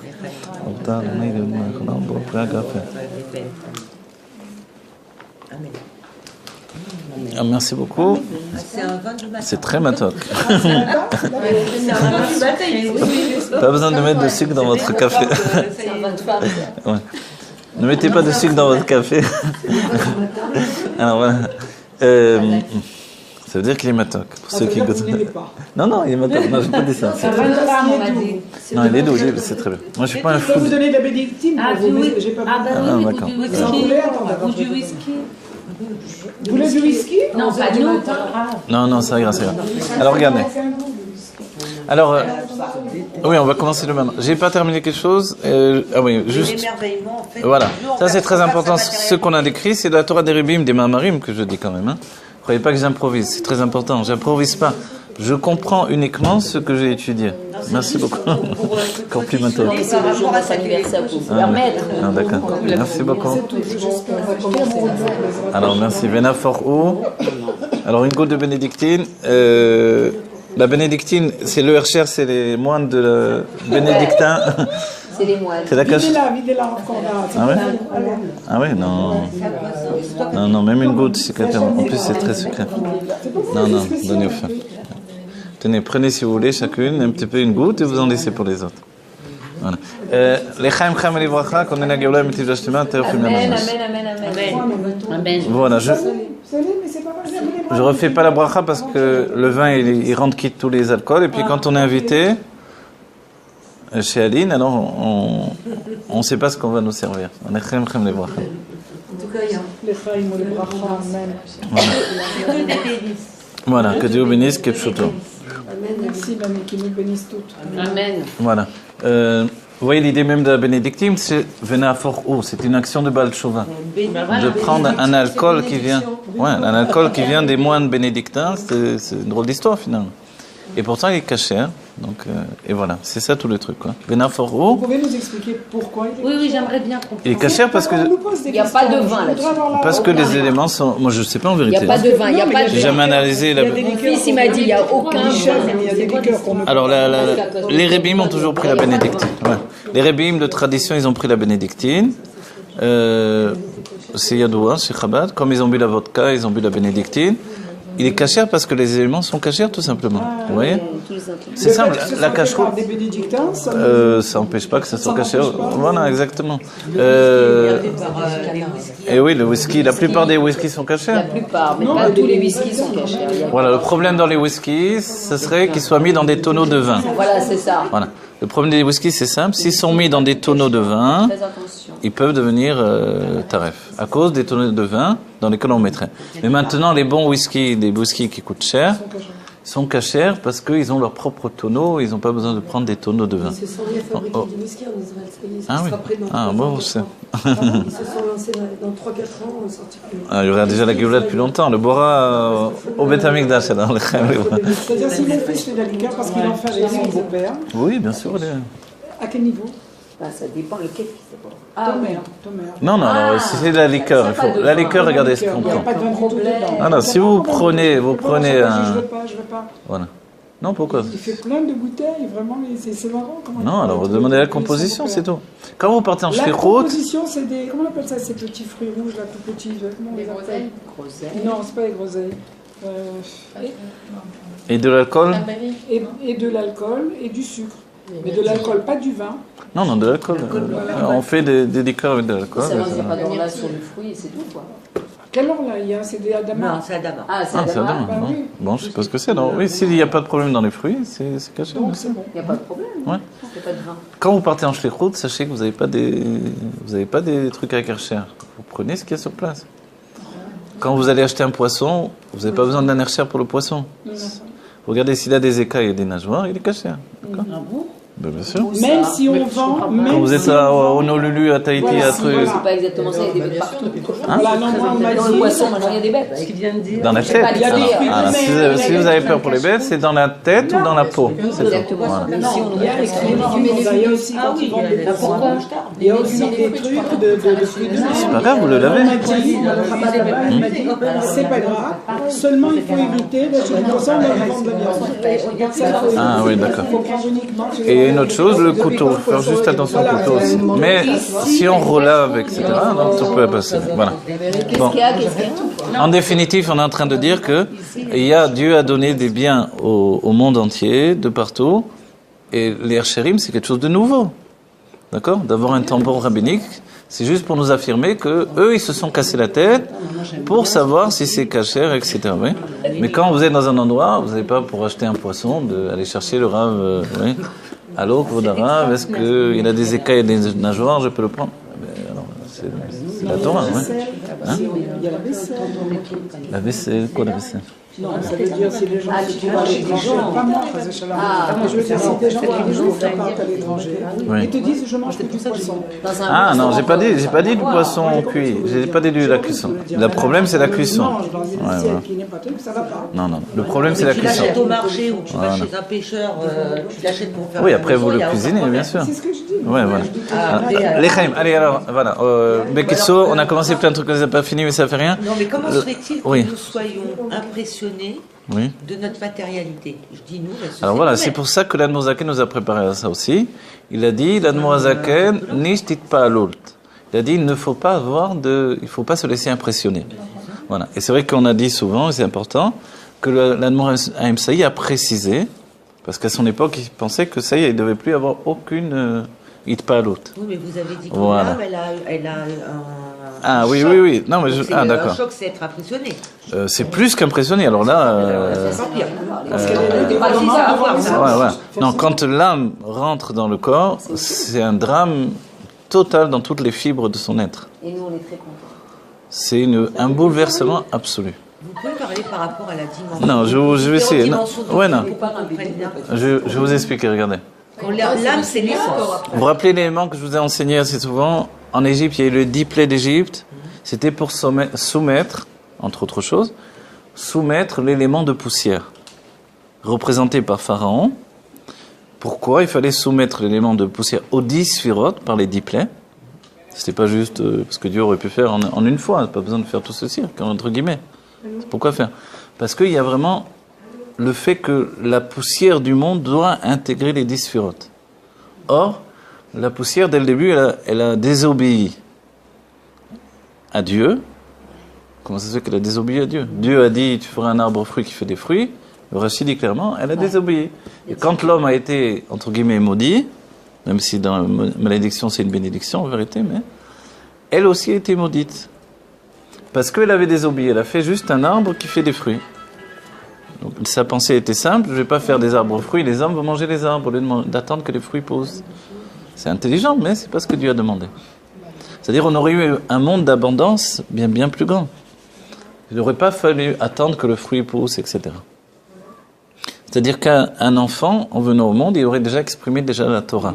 Il n'aurait pas eu besoin d'apprendre la Torah, etc. Vous voyez ce que ça veut dire? Donc, puisque la nature a été créée avant l'homme, le fait qu'elle ait eu cette conscience, c'est quelque part qu'elle avait un ego. Elle avait un ego qui venait de la présence de l'essence. Donc elle a précédé l'ego. Oui, exactement. Et comme le corps de l'homme est fait avec la poussière, il a contracté en fait la nature de l'essence, qui est ce que l'on peut appeler l'ego, le moi, etc. D'accord. Et c'est pour ça qu'il fallait soumettre le Yesod à Afar, l'élément de poussière qu'il y avait dans le monde, pour que malgré que c'est l'essence qui se trouve là, parce que Dieu, quand il a fait les Tzimtzumim et les Mim pour la création du monde, il a voilé la lumière, finalement la matière n'apparaissait pas. La grande question des rechercheurs, comment apparaît l'énergie se transforme en matière, d'accord? En fait, il est expliqué clairement par l'Admor HaZaken, le luminaire, Amor Nichnas Bimkom Aor, le luminaire se projette et donne l'apparition de la matière. D'où vient la matière? De l'essence de Dieu lui-même. Donc ce n'est plus une transformation. Toute transformation, tout l'état de dévoilement et de transformation vient de la lumière. Le corps, comme le monde matériel, c'est un état absolu. Donc en fait, Dieu pense et expérimente son monde au travers de l'humain qui est son réceptacle, qui est lui-même, mais qui est son réceptacle physique. Et en fait, il a besoin de se canaliser pour ne pas se perdre dans ses pensées. Non. Non, il me semble que non. Je vais vous dire une chose simple. Non, vous comprenez oui, j'ai compris, mais parce que non. Si on rapporte tout. Voilà, le fait que vous ayez dit de ne pas se perdre dans les pensées, non. Oui, j'ai compris, dans ses parce pensées, qu'à ce non. moment-là, quand vous dites que la nature, elle a désobéi à Dieu, ça Non, veut dire mais- que la nature est Dieu. Donc, Non, c'est-à-dire que Dieu, regardez, ce que j'ai voulu vous expliquer par là, et c'est très important, puisqu'on est passé de Bereshit à Noir, et que, voilà, c'est que, regardez, il y a un état qui s'appelle le corps et le monde, et il y a un état, ce qui s'appelle les mondes divins, avec son fonctionnement. Les mondes divins, c'est l'expression naturelle, entre guillemets, si on peut dire. Ce mot, il est utilisé par les Rébim parce qu'on a besoin d'un langage. Donc c'est un état naturel de l'expression divine. Quand il y a une âme divine, c'est pas une transformation du divin. C'est comme une conclusion des 10 sphirotes qui étaient déjà dans, vous vous rappelez, les Asara Sphirot Agnosod, avant le Tzimtzum. Donc finalement, qu'elles viennent dans la structure d'une âme, c'est normal, c'est la finalité. Ok. Mais le corps, lui, il a été décidé par Dieu qu'il doit être d'une nature tout à fait différente. Or, cette nature différente, elle n'existe pas. Donc, il faut l'inventer. Pour l'inventer, en fait, il ne peut pas y avoir une invention, entre guillemets, dans ce que Dieu a voulu, quoi qu'il en soit. C'est les lois que lui-même a passées. C'est-à-dire que Dieu a fixé que « En chadash mitachat hashemesh » dit Shlomo Amelech, il n'y a rien de nouveau sous le soleil. Donc, en fait, c'est une reprojection de ce qu'il y a auparavant. D'accord? Une reconstruction continue avec les mêmes éléments, toujours. C'est pour ça qu'en étudiant là-haut, on comprend ici. C'est pour ça que moi, dans mes cours, quand je vous parle de l'homme et de la femme, ou d'autres choses, je ne vous parle pas de ce que j'ai observé dans le monde, mais tel que je les vois dans les mondes divins, dans l'étude. D'accord? Et c'est comme ça qu'on peut tout comprendre. C'est l'idée même de tout ce que l'on veut construire. Ok? Donc en fait, d'où vient alors, d'un certain point de vue, entre guillemets, les Rébim l'ont expliqué comme ça. Dieu ne trouve pas de matériaux capables de limiter la projection de sa lumière infinie. Entre guillemets, c'est comme s'il essaye. Il y a des tentatives. Le monde de Tohu explose, ça ne marche pas. Alors il faut réduire la lumière se réduit au maximum, on fait des kelim plus grands, c'est le monde de Hatzilut, et après on réduit, on donne des kelim plus gassim, plus grossier, c'est le terme du Etraim, on ne l'utilise pas énormément en Chassidut, jusqu'à arriver à notre monde. Mais en réalité, notre monde spirituel. Il y a un monde de Asiya qui existe au niveau spirituel. le monde matériel de Assia n'apparaît toujours pas. Alors Dieu, puisque c'est un projet établi depuis son intimité, il projette toute son intimité, son essence, et apparaît le monde de Assia. Matériel. Le monde matériel arrive, d'après l'Admor Zaken, comme une projection de l'intimité de Dieu. Et quand Dieu fait l'homme, il prend de ce monde matériel, qui est l'essence, et il prend du monde spirituel, et il conjugue les deux. L'âme qui vient d'en haut, la lumière infinie, et le corps. Et quand l'âme rentre... Voilà, et ça c'est la... Du coup, d'où notre conscience de la réalité, parce qu'on est dans l'essence. On va dire, nous, c'est notre âme. Donc je suis mon âme. Oui, et Dieu, c'est notre corps. Voilà, Dieu, c'est en ce que tant j'ai qu'essence, c'est le corps. compris ça. Quand on dit que le corps est éternel, ouais, je sais. J'ai dit on est le corps de Dieu. Oui, mais non, mais c'est pas Je sais. bien de dire. Ok, je recommande. Ouais. Non, là je viens de dire le contraire. là. Non, Il a dit mais l'âme n'est pas autre chose que Dieu, seulement un dévoilement. Oui, voilà. Mais vous avez compris l'aspect. C'est Dieu qui a voulu tout ça. C'est ça ce qu'on étudie dans la NB. N'oubliez pas toute la définition des deux côtés à la fois. Ça change tout. Je sais, je n'ai jamais expliqué comme ça. D'accord. Magnifique. C'est quoi D'accord. Alors, vous pouvez revenir je sur les recommande. Non, revenez, s'il vous plaît. Je remonte en arrière. Non, je dis simplement le mot de la fin. Ah non. Dieu. Alors, non, nous sommes l'âme. Ok. C'est ça notre personnalité. C'est les 10 sphirotes intégrées dans notre personnalité. Donc l'expression, Voilà, c'est l'âme, le dévoilement, qui correspond au schéma Vaillé, Yud Kef Vav Ke. Et le corps, c'est Dieu dans son essence. D'accord ? Voilà. Ok ? vous pouvez approfondir. Je vais approfondir. Le problème, le rabbi l'a défini un peu pour ceux qui étaient venus quand on avait donné le cours du Mahamar du rabbi dans Parashat Pinchas. Le rabbi dit que grâce à l'âme animale, l'âme divine fait tchouva. Vous vous rappelez ? Parce que en réalité, elle a un grand yesh. C'est fou, mais c'est ce que le rabbi dit. Vous vous rappelez, on a étudié ça ? Le yesh de l'âme divine est plus grand. Le yesh, ça veut dire l'ego, si vous voulez. Est plus grand que le yesh de l'âme animale, qui au contraire a une nature de soumission. Voilà. Mais elle a une nature de soumission à l'intensité de vie, qui provient en fait du corps. Pourquoi l'âme animale a pris le parti du corps ? Parce que c'est la partie de l'âme divine qui a compris l'immensité et la grandeur du corps, et qui recherche l'essence de Dieu et qui ne veut pas les guilouim. Donc quand elle a compris la nature du corps, elle a dit, ça va, j'abandonne l'âme divine, ça ne m'intéresse pas. Je veux l'essence. Il faut manger, boire, dormir, se rouler dans la poussière, tomber, chuter, peu m'importe, je m'en fiche. Vous vous rendez compte de cette conscience-là ? Tout est différent. Et oui, ça change toute l'idée. Donc en fait, quand on nous dit que le corps est éternel, c'est comme si on dit, est-ce que l'essence peut mourir ? Est-ce que Dieu est Ça va, tu es fou de dire une chose pareille ? T'es fou, quoi. Alors l'essence ne peut pas mourir. Alors comment ça se fait que le corps... Mais le corps, il ne meurt pas, il change de situation, c'est tout. Chez les tzadikim qui ont atteint on dit nafala simon, les tzadikim, veyamoto velo bechokma. On ne meurt pas quand on est dans la chokma. C'est que l'âme a passé un stade de compréhension où ils ont compris que le corps, c'était l'essence. Et le Baal Shem Tov l'a dit. Le Baal Shem Tov a dit, je peux monter avec une échelle dans les mondes divins si je veux. Avec mon corps, je l'entraîne avec moi. Donc, sous-entendu, comme Eliyahu Hanavi, comme Chano, devenir un ange, il aurait pu. Il a dit, non, moi je ne veux pas faire ça, je veux rentrer dans mon corps, dans la poussière. Je veux aller dans la poussière. On dit, mais il est fou. Voilà. Non, mais il a dit, je veux retourner dans la poussière. Pourquoi ? La poussière, c'est là où se trouve l'essence de Dieu. Vous voyez ? C'est-à-dire que si mon corps est une khatira, un morceau de l'essence, et c'est lui qui a dévoilé, Ksat Mina Etzem, je tiens un peu de l'essence, je la tiens tout entière, il a dit, je veux toute l'essence. Du coup, c'est extraordinaire quand on réfléchit. Englober son âme dans les mondes divins, c'était avant, en fait, le Baal Shem Tov. Dès que le Baal Shem Tov dit cet enseignement-là, il nous dit non, moi je veux englober mon corps ici.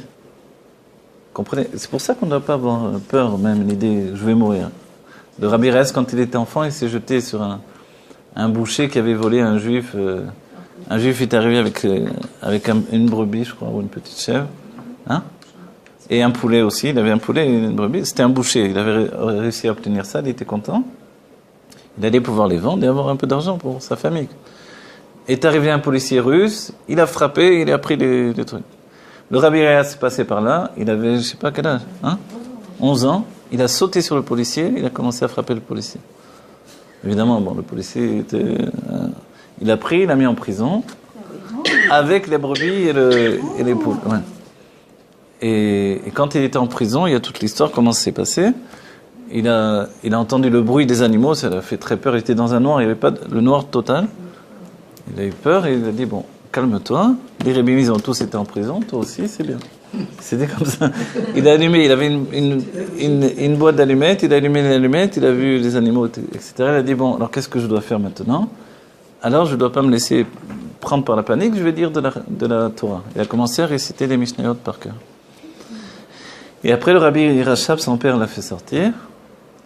Et le Rabbi Rachab lui a dit, si tu n'avais pas dit de la Torah, tu n'aurais pas été mieux que la brebis et que la poule qui était là-bas. Mais après quoi, on a dit au Rabbi Rayatz, on lui a demandé, mais tu n'avais pas peur de mourir? Tu as sauté sur le... Tu croyais que tu allais quoi, faire quoi? C'était un gros gibor. Tu allais faire quoi contre lui? Il a dit, tu n'avais pas peur de mourir? Il a dit, mais qui a dit qu'il faut vivre jusqu'à 120 ans? Et de là a commencé, en fait, vous comprenez? C'est-à-dire que l'élément d'éternité, il est d'une extrémité à l'autre. Les choses viennent d'une extrémité. Le Rabbi dit un grand chidouche immense sur le Henbet, il dit le Kav En Sof vient du Reshimo et il rentre dans les lettres du Reshimo. Et ça c'est un chidouche, une bombe atomique en vérité cette explication. On a traversé la mer pour revenir du même côté. Alors que si on avait été jusqu'au bout, on serait arrivé à Eilat, on serait rentré en Eretz Israël, c'était fini. Qu'est-ce que c'est? On traverse. Dieu nous fait un miracle, alors apporte-nous en Eretz Israël. Pour revenir en Égypte, ça va pas ou quoi? 40 ans avant de rentrer. Voilà. Au lieu de... Bon, ça y est, il avait la traversée de la mer, ça y est, on est arrivé. Vous comprenez? En fait, toute l'idée, elle est que la lumière infinie se projette depuis l'essence pour venir vers l'essence. Qu'est-ce qu'il y a entre l'essence et l'essence? Il y a le cheminement de la destinée, en fait, humaine, entre guillemets, de juifs, par la volonté de Dieu qui s'affirme de plus en plus. Voilà. Et il a fallu qu'on arrive à notre époque pour qu'on comprenne finalement par tous les Mamarim et finalement par les Dvar Malchut du Rabbi que c'est plus là-haut que ça se passe, c'est ici. Vous comprenez ce que ça veut dire ça pour ce qu'on appelle un Avoda, les gens qui servent Dieu, les Mekobalim, tout ça. Ça veut dire, laisse tomber tout ça. Pourquoi faire? Vous comprenez? C'est dur. Si pour toi toute ta vie c'est se projeter vers le haut, c'est terminé. Alors il ne sait plus quoi faire le bonhomme, c'est difficile, c'est une remise en question. Non, c'est vrai, vous vous rendez pas compte. C'est-à-dire que quand je dis ça, moi je vois même les mamarim des Rebbe, pas que ça. C'est-à-dire que tout est à changer finalement. On se retourne plus vers le haut, on se retourne vers le bas. Et ça c'est... Voilà. Et ça c'est la Géoula. C'est-à-dire que tout à coup, on se rend compte que le monde, c'est ici, que les dévoilements divins, c'est ici, et que l'essentiel, le niveau le plus élevé, c'est ici. Voilà. Donc notre bonheur, et c'est là où je termine avec ça pour la seconde, là, présente, notre bonheur, il n'est plus à rechercher ailleurs. Il est ici et ailleurs que où je me trouve. Mon bonheur est là où je me trouve. Il y a une chanson dans le... oui. Alors voilà, il est là et en réalité le niveau le plus élevé de Elokut que j'ai jamais rencontré dans ma vie, c'est moi. Et c'est pour ça que l'on fait... Et c'est pour ça, oui, non Milvadi, c'est pour ça qu'on fête l'anniversaire. Tout ça pour vous dire pourquoi on fête l'anniversaire. Il est fou le Rav Korda, il a dit tout ça. T'es fou. Mais le Rabbi, il a bien parlé aussi du N Sorer la Gia la Afar. Il a bien dit, il m'explique à Inyan. Ah oui, pourquoi? Voilà. C'est important. Exactement. Alors voilà. Contenu, c'est basé sur quoi? À nouveau, sur encore l'enseignement du Baal Shem Tov. Oui, et également Atofes Ksat Mina Etsem Tofes Bekulo. Comme le Baal Shem Tov a dit que je tiens un petit peu de l'essence, je tiens toute l'essence. Mon corps est suffisant pour me rendre quitte de la rencontre avec la poussière. De l'essence. Oui. J'ai l'essence, j'ai pas besoin d'aller la chercher ailleurs que dans mon corps. C'est ça qui est extraordinaire. Donc j'ai plus besoin. Dans les générations précédentes, on avait besoin de mourir pour accéder à Triat HaMetim, la résurrection des morts. Aujourd'hui, la résurrection des morts, elle peut se faire par l'esprit. Le rabbi a dit clairement qu'il n'y a pas de nécessité de mourir. C'est-à-dire pour ceux qui sont aujourd'hui qui vont accéder à la Géoula et Mitzvah Shlema aujourd'hui, tout le monde pensait qu'il fallait mourir et revenir pour avoir son corps de Triat HaMetim. Oui. Le rabbi dit clairement qu'on n'a pas besoin tout autant qu'on a pris cette conscience, on le dit tous les jours dans la Tfila, Venafshi ke'afar lakol tiyeh. Et mon âme est comme de la poussière devant toute chose. En termes de traduction géolatique, et mon âme est faite de l'élément de poussière, donc de l'essence de Dieu. Donc en fait, c'est vrai que j'ai pas besoin d'avoir d'orgueil, parce que la poussière, il y a un orgueil suffisant, c'est l'essence de Dieu. On ne peut pas aller plus haut. Donc il n'y a pas besoin d'avoir d'orgueil parce que c'est plus des dévoilements. L'orgueil ne peut exister que dans les dévoilements. Il y a un dévoilement, il y a un qui est plus haut, l'autre il est plus haut, l'autre est plus haut, d'accord. Mais quand on est l'essence, on est tout. C'est ce que dit Yaakov à Esav. Esav lui dit, Yeshli Rav, achi, moi j'ai un Rav, mon frère. Voilà, il dit j'ai un Rav, il est religieux. Non, Yeshli Rav, j'ai beaucoup. Et Yaakov, il n'a pas de mashpia. Il dit Yeshli Kol, moi je suis le rabbi, j'ai tout. Non, Yeshli Kol, j'ai tout. C'est quoi tout en vérité? Yaakov représente l'âme qui s'habille dans le corps. L'âme qui s'habille dans le corps, c'est la rencontre avec l'essence. Il a tout. Tout m'appartient. Tout est moi et tout. J'ai pas besoin d'avoir d'orgueil en réalité. Et c'est ça qui commence par Tomchet Minim du Rabbi Racha. Donc l'âme, on pourrait dire quelle est la projection de Dieu qui est le corps, dans l'essence réelle telle que nous on l'interprète, c'est que réellement l'essence c'est le corps. Exactement. Et c'est non pas l'âme. Et l'âme, elle n'est qu'une projection des expérimentations que Dieu veut faire de ses multifacettes. Exactement. Et vous savez ce que l'on va dire? Oui, c'est ça. Vous savez ce que l'on va... On comprend la structure. Parce que pour l'instant, en fait, non, pas du tout, je ne parle que de ça. BML, c'est exactement. On va rajouter un autre élément. Au début, je me suis exprimée un peu comme ça, mais je me rends compte que c'est ça. Je rajoute un autre élément, regardez, c'est très important. Donc en fait, on doit refaire on doit restructurer parce qu'on a on restructure. Aujourd'hui. Je sais. On a appris tout le contraire. Alors donc on peut dire que je suis mon corps. Ouais. De toute façon, alors que tout le monde dit que je suis mon âme. Et vous vous rappelez, dans le Bereshit, là, de le rabbi parle à Tabachartanu Mikolamim. Au niveau du corps, exactement. Voilà. Et sans raison logique. Jusqu'à maintenant. Exactement, je l'ai traduit en français. Exactement. En fait, c'est tout. Là-bas que tout se passe. Alors, ouais, c'est quoi ce balagana? Écoutez bien. Tu vas me faire comme Dani, non, tu l'as pas dévoilé, je suis désolée. Bien sûr que je ne l'ai pas dévoilé, mais je sais que le corps est l'essence et que l'âme est un dévoilement. Ah, c'est bien. Alors voilà, maintenant il faut que ça devienne le date. C'est pas vrai parce que personne ne sait. Ça doit devenir notre date. Hein? Il s'ennuyait tellement qu'il avait besoin de... Non, il n'y a pas une question d'ennui. Le corps, l'essence, Non, c'est pas une question d'ennui. Tu savais que Dieu c'est le corps. Tu nous les as jamais enseigné ça, c'est pas vrai. Oui, c'est vrai, mais je savais. Et vous voyez que le dévoilement est plus important que la chose elle-même d'un certain point de vue. Oui, on en a besoin. Oui, parce que grâce au dévoilement. C'est grâce à la Bina. S'il n'y avait pas la Bina, on restait sur nos acquis de Chokhmah et non de Minivado, on n'aurait jamais expliqué tout ça. Alors maintenant, regardez un autre point. N'oubliez pas, et ça rejoint, je vais intéresser ce que vous avez dit, j'espère. Il est dit que l'âme est faite à l'image du corps. D'accord? Et comme il est si bien dit ici, le Rabbi dit dans le Dvar Malchut, de Parashat Bereshit, que quand Dieu, quand Dieu a choisi le juif d'entre toutes les nations, il a choisi le juif au niveau du corps, pas au niveau de l'âme. Et le Rabbi explique, il dit, parce que quand je choisis, a priori, je choisis des choses qui sont semblables. C'est-à-dire que quand je vois le corps d'un juif et d'un non-juif, a priori, c'est la même chose. Je ne peux pas différencier. Bon, le nez est un peu différent, des trucs. Il parle du Chomer. Il parle du Chomer, il parle même pas de la Gashmina. Exactement. Donc, a priori, c'est... Bien sûr, si on parle de l'âme, puisqu'on est on va dire, jusqu'à présent, on était dans l'idée de dévoilement, forcément, on aurait choisi l'âme et non pas le corps. Mais Dieu choisit le corps. Et on comprend mieux, tout à coup, pourquoi Dieu choisit le corps. Parce que c'est le choix du corps du juif, c'est de dire que finalement, dans ce corps qui est fait d'essence, comme le corps du goy finalement, je vais faire résider les dévoilements. On va résider les dévoilements. On va dire, c'est quoi la différence en vérité? Maintenant, on apporte une difficulté. Si le corps, c'est le niveau le plus élevé, c'est l'essence de Dieu, je veux dire, il n'y a aucune différence alors, les goïms sont aussi l'essence de Dieu. Voilà. La différence, elle est sur ce point-là. C'est que Dieu a choisi ce corps du juif, d'une famille et puis qui est devenu un peuple, etc., pour faire résider les dévoilements de l'âme divine. Et dans la Géoula, quand on dit la Géoula, si on veut la Géoula au niveau de l'essence uniquement, on l'a déjà. Voilà, on a la Géoula de l'essence puisqu'on vit dans un corps. Alors, pourquoi on veut la Géoula dans ce cas-là? Parce qu'on veut le dévoilement de l'essence. Et le dévoilement se fait grâce à l'âme. Le travail de l'âme pendant tous ces siècles-là, toute notre étude et tout ce que l'on continue à faire, c'est pour permettre au corps d'accéder au dévoilement. En d'autres termes, pour permettre à l'essence d'accéder au dévoilement, à son propre dévoilement.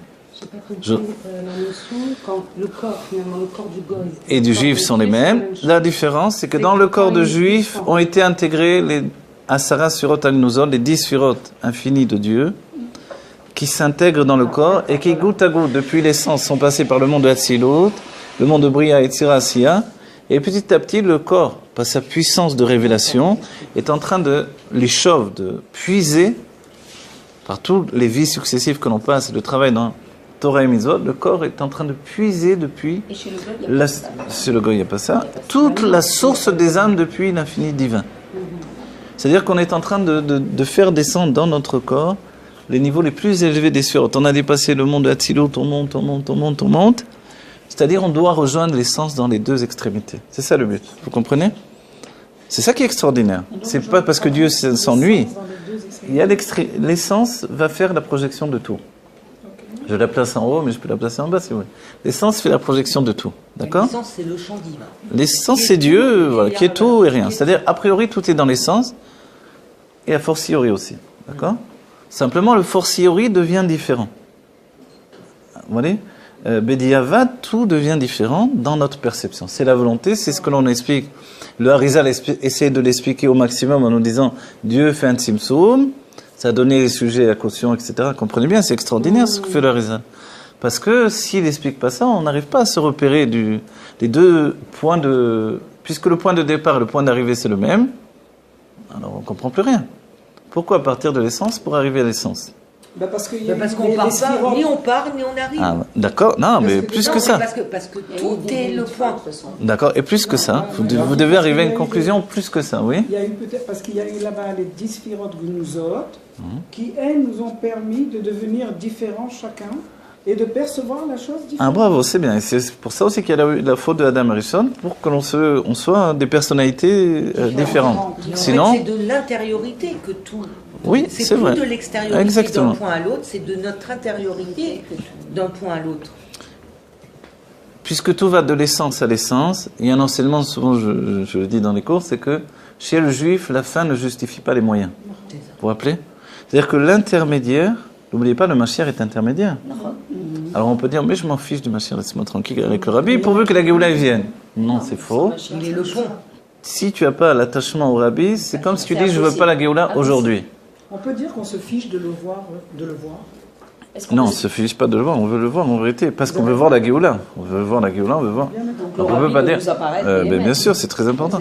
Parce que quand je dis je veux le Rabbi, je veux la Géoula maintenant. C'est ça l'enseignement du Rabbi. Donc c'est pour ça qu'il est important pour nous. Donc l'intermédiaire, il est très très important, parce que c'est lui qui fait figure de connexion de deux niveaux. Parce qu'on en arrive à la question finalement. Avec tout ce qu'on a expliqué, on s'est dit, j'ai rien compris, parce que tu pars de l'essence pour arriver à l'essence. Oui. Le cas Vensof, il part du Rishimo pour arriver au Rishimo. C'est une histoire de fou. Hein? On traverse la mer pour revenir du même côté. C'est quoi? On tourne en rond, quoi. Non? Alors, non, parce qu'entre-temps, regarde tout ce qui s'est passé. Qu'est-ce qui s'est passé? Il s'est passé une transformation de la lumière divine, c'est-à-dire de cette projection, elle est devenue humanité. C'est la rencontre avec le corps qui nous a transformés en humanité. Mais on aurait pu être une projection divine tout à fait froide. Un ange? Un ange, exactement. Un ange, il peut tuer, parce que Dieu lui a ordonné de tuer sans avoir aucun remords, aucun truc. Dieu dit tue. Ça arrive souvent. L'ange de la mort, c'est ce qu'il fait, non? Donc la délivrance, c'est la naissance de la matérialisation des expériences. Pour l'instant, on est en train d'expérimenter. Non? Oui, non, mais c'est compliqué quand vous expliquez comme ça. Finalement, vous êtes plus compliqué que moi, hein? Dommage, hein? Non, vas-y, Non, c'est vrai, hein, franchement, des fois je comprends ce que vous dites. Pour ça, Non, mais, Elle est compliquée. si on Vous avez compris si on rejoint Ça vous a l'air simple pour moi. Moi, j'avais un ami avec. Dieu, il a fait tout ça pourquoi? Ah, pourquoi il a fait tout ça? Pourquoi? Parce que la réponse, elle est. Non. Tant que j'aurais pas ma réponse. Itavalo. Alors, Dieu. Il n'y a pas de réponse. Ouais. Et Dieu, il a un désir. Il y a une réponse du Rabbi Rayas qu'on connaît en vérité même. C'est quoi l'intérêt de Dieu d'avoir fait tout ça? Alors, la réponse du Zohar. Le Zohar vous répond. Alors, c'est pour ça Regardez, que vous apporte. il avait besoin Non, il n'y a pas de désennui. C'est pas. Non, mais c'est une question. Dieu ne s'ennuie pas. Non, mais je vous réponds. En plus, Non, je vous réponds. Dieu ne s'ennuie pas. Il y a 3 réponses. La Kabbalah du Harizal nous dit. Il faut arrêter de parler avec le mot Keter et tout ça. On en a besoin pour comprendre la structure, mais aujourd'hui, on Non, est non, arrivé on à un n'arrête stade pas. où il faut simplifier et que le monde entier y comprenne avec des mots simples. Non, Et mais le pas- monde mais entier, le vous Keter, savez, c'est très simple. le monde entier dans la Géoula va parler avec le Connaît la Keter. notion. Mais pour des gens Donc qui il ne faut connaissent connaître la pas, notion. mais c'est là, mais Tu es d'accord avec Ah, mais attends. Voilà, le livre de. Mais calmez-vous. Mais moi, c'est moi. Alors, je vais vous dire une chose. on parle que de c'est très important. Mais vous savez, moi, j'ai un ami. Que nous, on comprenne. Écoutez bien. Mais J'avais un ami. Elle a raison. J'avais un ami Mekoubal. Écoutez bien, une chavota de Kabbalah avec qui j'étudiais. Écoutez, une chavota de Kabbalah avec qui j'étudiais. Donc, mon but c'était qu'ils étudient la Chassidut. Donc, j'ai étudié avec lui le Torah Or. On étudie une page entière de Torah Or. Il m'a dit, excuse-moi, mais je comprends rien du tout. J'ai dit, pourquoi tu comprends pas? Dis-moi, quand il n'y a pas écrit Zanouk, Or, que des termes de Kabbalah, il dit, je comprends rien du tout. Hein, il m'a dit ça. Pour vous dire. C'est-à-dire que tout est un point de vue. Exactement. Le but, hein? L'interprétation. C'est-à-dire, dès qu'il y avait d'autres mots que les sphirotes et des trucs, il dit, je comprends rien du tout, excuse-moi. Et c'était vrai, en fait. C'est le même langage, en fait. Ouais. La Chassidut, Oui, c'est la mais Kabbalah. ça c'est une perception personnelle. Oui, je veux dire, mais non, mais tout est un point de vue. C'est ça ce que je veux dire en disant ça, d'accord, évidemment. Voilà. Oui. Esther, elle attend. Ah, les réponses, oui, pardon. Alors voilà, les trois réponses de la création du monde, d'après la Kabbalah du Harizal, c'est pour que Dieu dévoile toutes ses qualités. C'est une réponse qui veut dire, parce que Dieu, il est généreux, il doit dévoiler sa générosité. Il est tout ce qu'il est. D'accord? Il est roi, il faut qu'il y ait un peuple, etc., etc. D'après le Zohar, Dieu a créé le monde pour qu'on le connaisse. Bon, l'Admor Hazaken, le Rabbi Racham, nous dit dans le Samervav que c'est vrai, enfin il ne dit pas ces termes, mais je vous le dirai comme ça, parce que sinon on ne rejette pas le Zohar et la Kabbalah, parce que c'est de la vérité, c'est une Torah de vérité. Mais il nous laisse entendre que c'est vrai, mais pour connaître Dieu par exemple, il aurait suffi du monde de Hatzilut, du monde de l'émanation. Vous voyez? La Kabbalah dit ça. Voilà. Le Rabbi Rachab dit que le Zohar dit que Dieu a créé le monde pour qu'on le connaisse. En vérité, a priori, il aurait suffi du monde de Hatzilut pour qu'on connaisse Dieu. Parce que nous, notre connaissance, elle vient du monde de Hatzilut. Vous voyez? Tout ce qu'on explique, avec Keter, Chorma, Bina, tous ces sphirotes, c'est pour comprendre d'après le monde de Hatzilut. Seulement dans ce fait-là, on comprend véritablement Dieu. Vous voyez? Et en définitive, alors, et par rapport à la raison du Etzraïm, pour exprimer toutes ses qualités, etc., le Rabbi Racham nous laisse entendre qu'on a l'impression que Dieu est imparfait dans ce cas-là. Qu'il a besoin. Et curieusement, regardez, c'est extraordinaire. C'est écrit au passé. Itava, ouais. Itava, c'est écrit au passé en vérité. Oui, c'est écrit au passé. Dieu a eu un désir qu'il lui soit fait une maison ici-bas. Mais curieusement, regardez bien, c'est extraordinaire, je viens de le réaliser. C'est que les réponses du Zohar et de la Kabbalah, c'est des réponses pour l'âme divine. La réponse du Midrash, c'est une réponse pour l'âme animale. Parce que l'âme divine, elle ne peut pas comprendre cette réponse-là. L'âme divine, on dit, et les Rébim, l'Admor Hazaken dit lui-même, dans la Tava, on ne pose pas de questions. Mais l'âme divine, elle n'arrive pas à comprendre cette idée-là. Dieu a eu un désir, comme ça, c'est un Baal Tava, il ne peut pas supporter, il ne peut pas réaliser son désir. Ça fait bizarre quand même. Oui, et soutenu par l'Admor Hazaken qui dit on ne pose pas. Ça fait bizarre si on se fait une idée de Dieu. Ça se fait bizarre si on se fait une idée de Dieu, que quoi qu'il en soit, l'âme divine est dans les dévoilements divins, elle a du mal à intégrer cette idée-là, puisque, je sais pas, elle n'est pas dans cette structure d'affirmer sa ta'ava de cette manière-là. Et puis l'âme animale, par contre, elle comprend très bien. Elle comprend très bien que si j'ai un désir de manger ça, je veux le manger.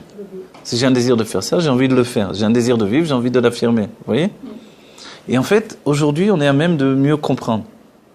Quand Dieu a eu le désir de faire une maison ici-bas, en fait, il a un désir qu'on fasse de cette création qui va à contre-courant des dévoilements divins, on réussisse à faire comme Abraham à Ivry, le monde entier va dans une direction, nous on doit aller dans l'autre direction.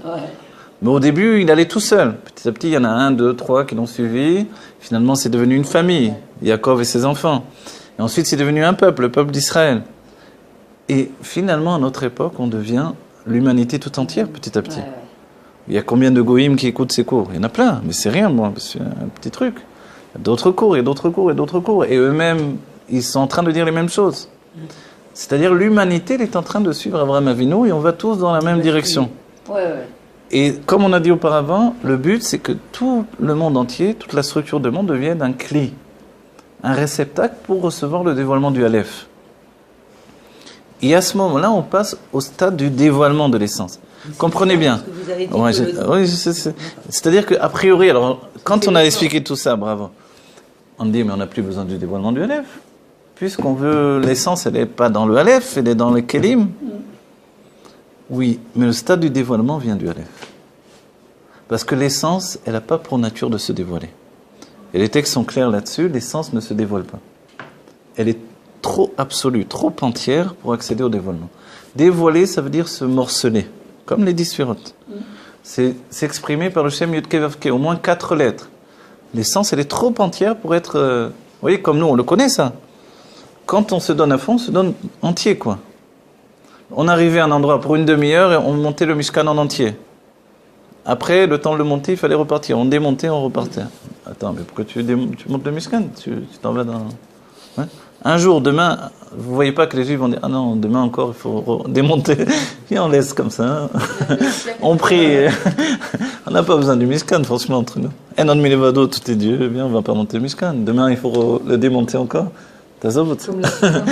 Ah non, c'est logique en plus. Non, tu le montres quand même. Ça veut dire que Dieu nous dit, donne-toi à fond. Pourquoi? Pour rien. Parce que l'essence de Dieu, elle n'a pas de demi-mesure. C'est tout ou rien. Mais finalement, l'essence de Dieu, elle peut détruire aussi. Et tue quand Dieu s'énerve dans le désert, il tue des Juifs, des milliers à la Shoah, etc., etc. On dit, mais stop. Pour la limiter, il faut que la lumière divine qui jaillit de l'essence, elle apporte de la limite dans cette essence. Le mal, ne croyez pas, il ne vient pas de la lumière infinie. Il vient de l'essence. Quand on dit où il était Dieu pendant la Shoah et tout machin, c'est l'essence qui est à un tel niveau absolu que finalement, cette folie qui prend les goïms et le monde entier, c'est l'essence elle-même qui s'exprime. C'est pas une excuse ou quoi que ce soit. C'est-à-dire qu'en nous-mêmes, le Yetzer Hara de pas aller à la Beta Knesset, je préfère aller faire du surf sur la plage. Vous voyez? C'est quoi? C'est l'essence qui s'exprime dans l'âme animale. Et l'âme animale, elle a envie de vivre, pas parce qu'elle est attachée au dévoilement divin, parce qu'elle est attachée à l'essence. Hein? Voilà. Le srout et la bénédiction, c'est ce qu'on demande quand on prie Dieu pour lui dire « Fais que mes enfants et les enfants de mes enfants soient attachés à la Torah, dans le plaisir de vivre la Torah. » Ce qu'on doit demander, c'est le plaisir de vivre la Torah. C'est-à-dire d'aller faire un tour à la plage. Oui, par exemple. Non, c'est vrai. Hein? C'est pour ça qu'on doit manger, voilà, et qu'on est accueilli avec de quoi manger, voilà, etc. Sur l'affiche, on met même des croissants, le café. De toute façon, avec à nous d'étudier. Tu as une partie de la réponse. C'est la dimension divine qui veut la terre. Non, mais je sais. Voilà. Et c'est elle qui doit accéder, et c'est pour ça que ça dépend de nous et pas des tzadikim. Regardez, c'est très important. Les tzadikim, je suis désolé, j'ai pas abordé le texte, mais les tzadikim, je le lirai tout seul dans mon coin. Les tzadikim voulaient la Géoula, les Tanaïm voulaient la Géoula, mais pas de leur temps. On dit, mais ça va pas? Pas de leur temps. Qu'elle vienne à Géoula, mais pas de notre temps. Ils voulaient pas les bouleversements qui s'attachent à la Géoula. Ils étaient bien avec leur statut? En fait, comme ils n'étaient pas des âmes animales, ils avaient atteint un niveau de dévoilement de l'âme divine, ils avaient perdu... C'est dur de dire ça, parce qu'on veut la Géoula, on la veut pas, quoi. Aujourd'hui, de dire je la veux pas de mon temps, il y a des rabbinim, malheureusement. Hein? Ils avaient, de ce que je dis, je sais pas, les Tanaïm, c'est Tanaïm, ils avaient conscience, mais ils étaient quand même entiers dans ce qu'ils disaient. Ils étaient entiers. Ils ont construit notre judaïsme de génération en génération. Tout ce qu'on fait, les prières, tout vient des Tanaïm, vous comprenez? Mais comment vous dire les choses? C'est un choix, vous avez raison. Non, mais on peut renverser à l'ordre des choses. Oui, on peut renverser dans une notion... non, renverser dans l'ordre établi. C'est ça le secret. C'est Voilà. ça que j'allais vous dire. Pas renverser l'ordre établi. Ça, la révolution des Français aujourd'hui doit être différente. Parce que quand on a coupé la tête du roi, on n'avait plus de roi. Mais même dans l'ordre Hein établi, des bases de Non, la vous comprenez, manière le dont tout, on fait c'est notre d'avoir judaïsme. un Et roi. tout le monde a peur Voilà. comme ça et très frileux. Non, mais comprenez bien les choses. Tout le truc, c'est que jusqu'au bout, même le Mashiach va passer devant le Sanhédrin. Et c'est important pour nous. Ça nous retient d'être sans kélim. C'est les kélim. C'est les kélim du monde de Hatzilut. Elles sont exprimées par Torah. Ça nous retient de quoi? On va passer devant nous-mêmes. Non, ça nous retient de... Non, mais est-ce que Regardez, c'est- je vous dis est-ce qu'on franchement, va passer devant quand on nous-mêmes est Parce qu'il y a une d'autres femme, bases. c'est plus facile que Moi, quand on est un homme par rapport à ça. j'arrive Non, pas. je sais. Première chose, vous êtes une femme. Deuxièmement, Parce que quand vous dites ça, vous faites encore une séparation. On est là pour arriver à faire l'unicité de tout. Si on doit passer devant un Sanhédrin, alors c'est qu'on va passer devant un Sanhédrin. Eh oui. C'est encore pas nous. Alors c'est Dieu dans son entité totale. C'est ça la délivrance. D'où il va Ou alors, venir. Alors, je vais vous dire, est-ce je vais vous qu'on est répéter. encore dans la séparation. Moi j'ai besoin de Les deux comprendre. à la alors, je vais vous dire D'un côté, simplement. on Oui, dit oui. une chose, d'un autre côté, on dit Je vais vous dire une autre chose plus grave, c'est que alors on va pas passer nous personnellement devant le Sanhédrin. Le Mashiach va passer devant le Sanhédrin. Mais ça veut dire quoi? Le Mashiach, pour entraîner la Géoula, il faut qu'il établisse la Géoula même dans les normes de Halacha. Dans les kélim, dans les kélim. Dans les Kélim de monde de Hatzilut. On a dit pourquoi? Parce que oui. Pourquoi la Géoula, elle vient de Hatzmut? Hatzmut, on a dit c'est le mal, c'est la Vera, c'est tout. Parce que, aussi. Non mais c'est Dieu aussi. Oui. Pourquoi c'est tout ça? Parce qu'à chaque moment, l'essence, elle se révolte contre le dévoilement de la lumière divine. Vous voyez? C'est pour ça. Non, mais je vous dis, hein, il y a une lutte entre... Et c'est pour ça que c'est dévoilé en Égypte. C'est des secrets qu'on apprend petit à petit, qu'on nous donne Bérémès, toutes ces choses-là. Répétez, excusez-moi. Ouais. Je recommence. C'est important cette notion. elle est- D'accord. Ne croyez pas que je vais contre vous. On est d'accord à Mais pas du tout, 100%. on n'est Voilà. pas contre, on est en train Voilà. d'échanger. Alors voilà, je reprends le C'est de point. comprendre. On a bien compris, quand on a défini que le but était de soumettre l'essence au dévoilement des 10 sphirotes, c'est-à-dire qu'elle est insoumise. Quand la Torah nous dit Dieu a ordonné à la terre de faire des arbres fruits qui font des fruits et fait des arbres qui font des fruits, c'est quoi cette histoire? Il y a Dieu et il y a la terre. D'où il a la force de désobéir à Dieu. Alors on comprend en Égypte ce qui se passe. Quand Moshe rentre dans la terre, dans Paro, il découvre que c'est pas du tout ce qu'il pensait. Que tous les dévoilements divins desquels il vient lui du monde du Tau, Moshe Rabbeinu, il était même au-delà de Hatzilut. Tout à coup, il découvre que tout ça, c'est rien du tout. C'est de la pacotille à côté. Vous voyez. fallu qu'Hachem le vienne. Donc il se dit, mais imaginez Moshe Rabbeinu, après être rentré dans Paro, il revient à la vie terrestre. Dans Parashat Bo, le Zohar dit que Bo el Paro, il vient dans Pharaon. Donc il rentre dans l'essence.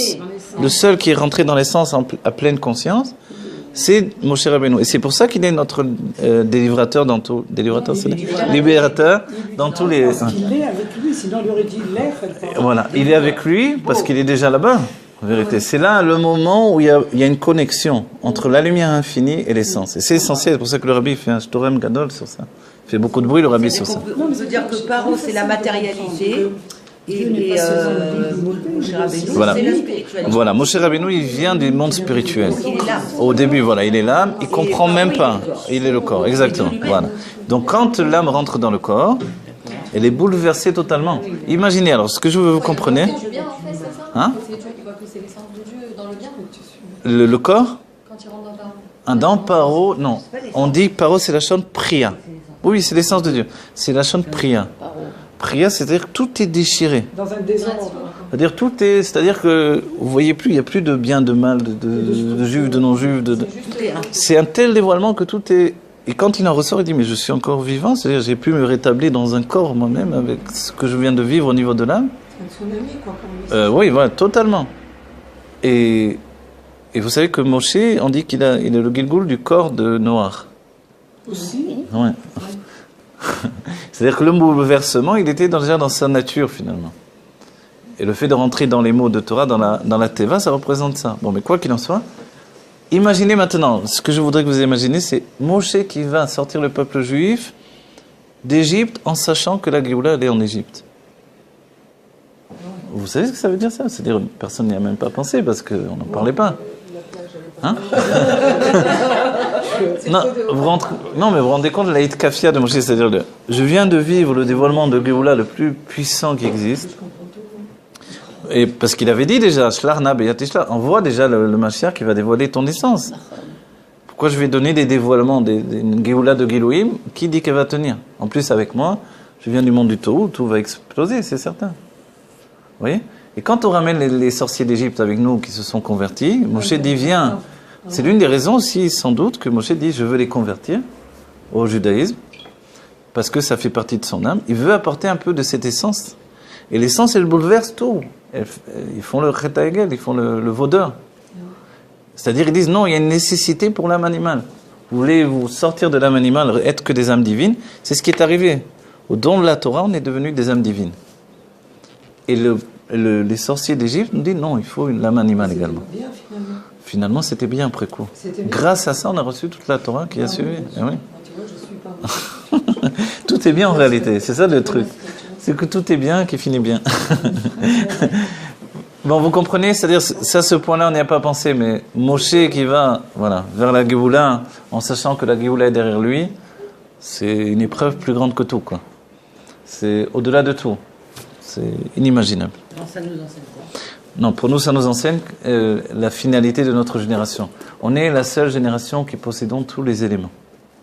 Ça n'existait pas. Personne n'avait reçu tous les éléments.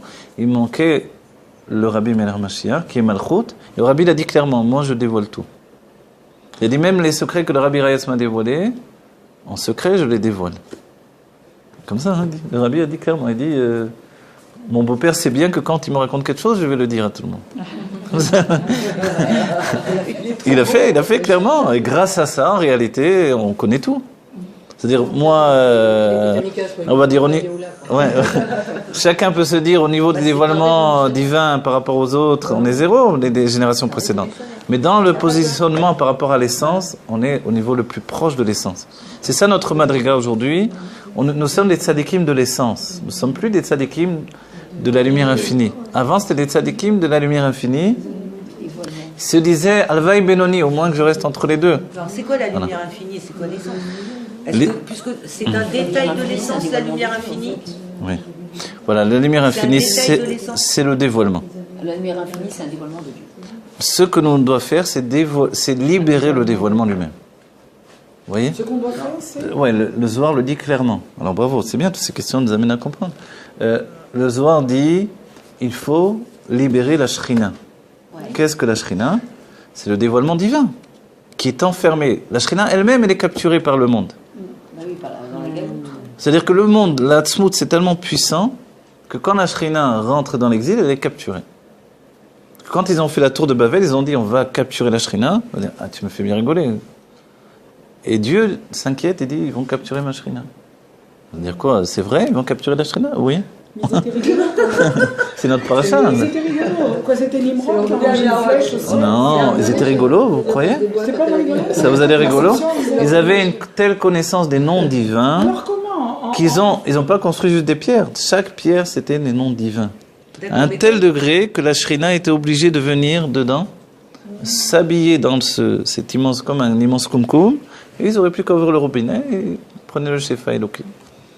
Parce que la Shrina, elle entraîne, quand une femme elle arrive, quand Chava elle a goûté du fruit, elle a dit à Adam, tiens, goûte, c'est très bon. Il a goûté lui aussi. Ils sont tombés tous les deux ensemble. La Shrina elle vient, après il y a Zeranpin qui vient aussi. Donc alors, qui est venu les libérer? C'est la Bina qui est venue les libérer. Alors est-ce que Dieu s'est perdu dans ses pensées? Parce qu'on est en train de... Là pour l'instant, rien n'existe réellement. Non, Dieu ne s'est jamais perdu dans ses pensées, attendez, mais il a un projet divin. Il a dit oui, ouais. Mon essence, ils veulent emprisonner mon essence. Non, pas mon essence, la Shrina, le dévoilement divin. Voilà. Donc si c'est l'expression. Ah voilà, pourquoi j'ai dit ça, bravo. Alors, j'ai pas été jusqu'au bout, merci. Dieu, il a pu, à notre niveau, hein, oui. Dieu il a pu se perdre dans ses pensées. Non mais alors non, juste, je vais rapporter. Dans la peau de Dieu. Non, vous n'allez pas vous mettre dans la peau de Dieu. Vous êtes Dieu, d'accord, non mais Alors si tu te mets dans la peau de Dieu... Attends, mais il faut répondre l'instant, on C'est pas un dévoilement, même. Pour l'instant, on réfléchit avec Dieu comme une entité extérieure. Alors, viens, on réfléchit comme Dieu. Ouais. Alors, juste, Et peut-être juste un point. Alors, regarde, je donne un point. Je vais fermer comme ça, j'arrête de la reçu. C'est la Bina qui a Oui. Alors, après, juste. il faut qu'on mange. Ouais, voilà. Juste un instant, je voulais dire le mot de la fin par rapport à ça. Je suis désolé, on n'a pas étudié le moment, on l'étudiera une prochaine fois. Mais je veux dire un point de final par rapport à ça. C'est bientôt, on va dire. Ah oui, voilà, c'est très important. Conclure avec ça. Quand on dit on doit dévoiler, on doit libérer la Shrina, et le Rabbi le précise, c'est l'enseignement du Zohar, et le Rabbi le redit, on ne veut pas la Géoula pour nous-mêmes. Pourquoi on ne veut pas la Géoula pour nous-mêmes? Parce qu'on est déjà en Géoula, n'oubliez pas. Pourquoi on est en Géoula? Parce qu'on est déjà dans le corps. Et que si on est dans le Gan Eden, alors oui, on veut la Géoula pour nous-mêmes. Mais quand on est dans le corps, on ne veut plus la Géoula pour nous-mêmes. Parce qu'on est déjà dans l'essence de Dieu. Alors pourquoi on veut la Géoula? Pour libérer la Shrina. C'est-à-dire une partie du travail est déjà fait, quoi. Depuis toujours, il est déjà fait, ce parti de travail. C'est une bonne journée. Non, vous allez... Alors, je termine avec ça. Qu'est-ce que ça veut dire? Délivrer la Shrina, c'est-à-dire de délivrer le dévoilement qui est enfermé. Le dévoilement divin est prisonnier. Dès qu'on va le libérer, on va enfin avoir le dévoilement de l'essence. Comment on le libère? On sera en Géoula Amétit Vachon. On le libère comme on fait maintenant. Toute notre conscience qui travaille de plus en plus à comprendre un élément après un autre élément, par la Bina, par la réflexion de plus en plus, on fait avancer la Géoula maintenant aujourd'hui plus que des siècles peut-être de travail, enfin, grâce au siècle. On produit les livres. Oui, tout ce qu'on fait, votre livre que vous allez sortir, le gâteau que vous mangez. Tout est Géoula. Voilà. Dans ce monde, c'est la moindre action d'un Le mot de la fin, voilà, qu'on ait la Géoula Mitzvah Shema Terefumel Mamash, que tout ce que l'on a étudié aujourd'hui, ça concrétise le dévoilement, donc la libération de la Shrina, qu'on ait enfin donc le dévoilement de l'essence. L'essence on veut le dévoilement, voilà, qu'on ait le dévoilement de l'essence grâce à la naissance d'une âme dans un corps pour chacun d'entre nous.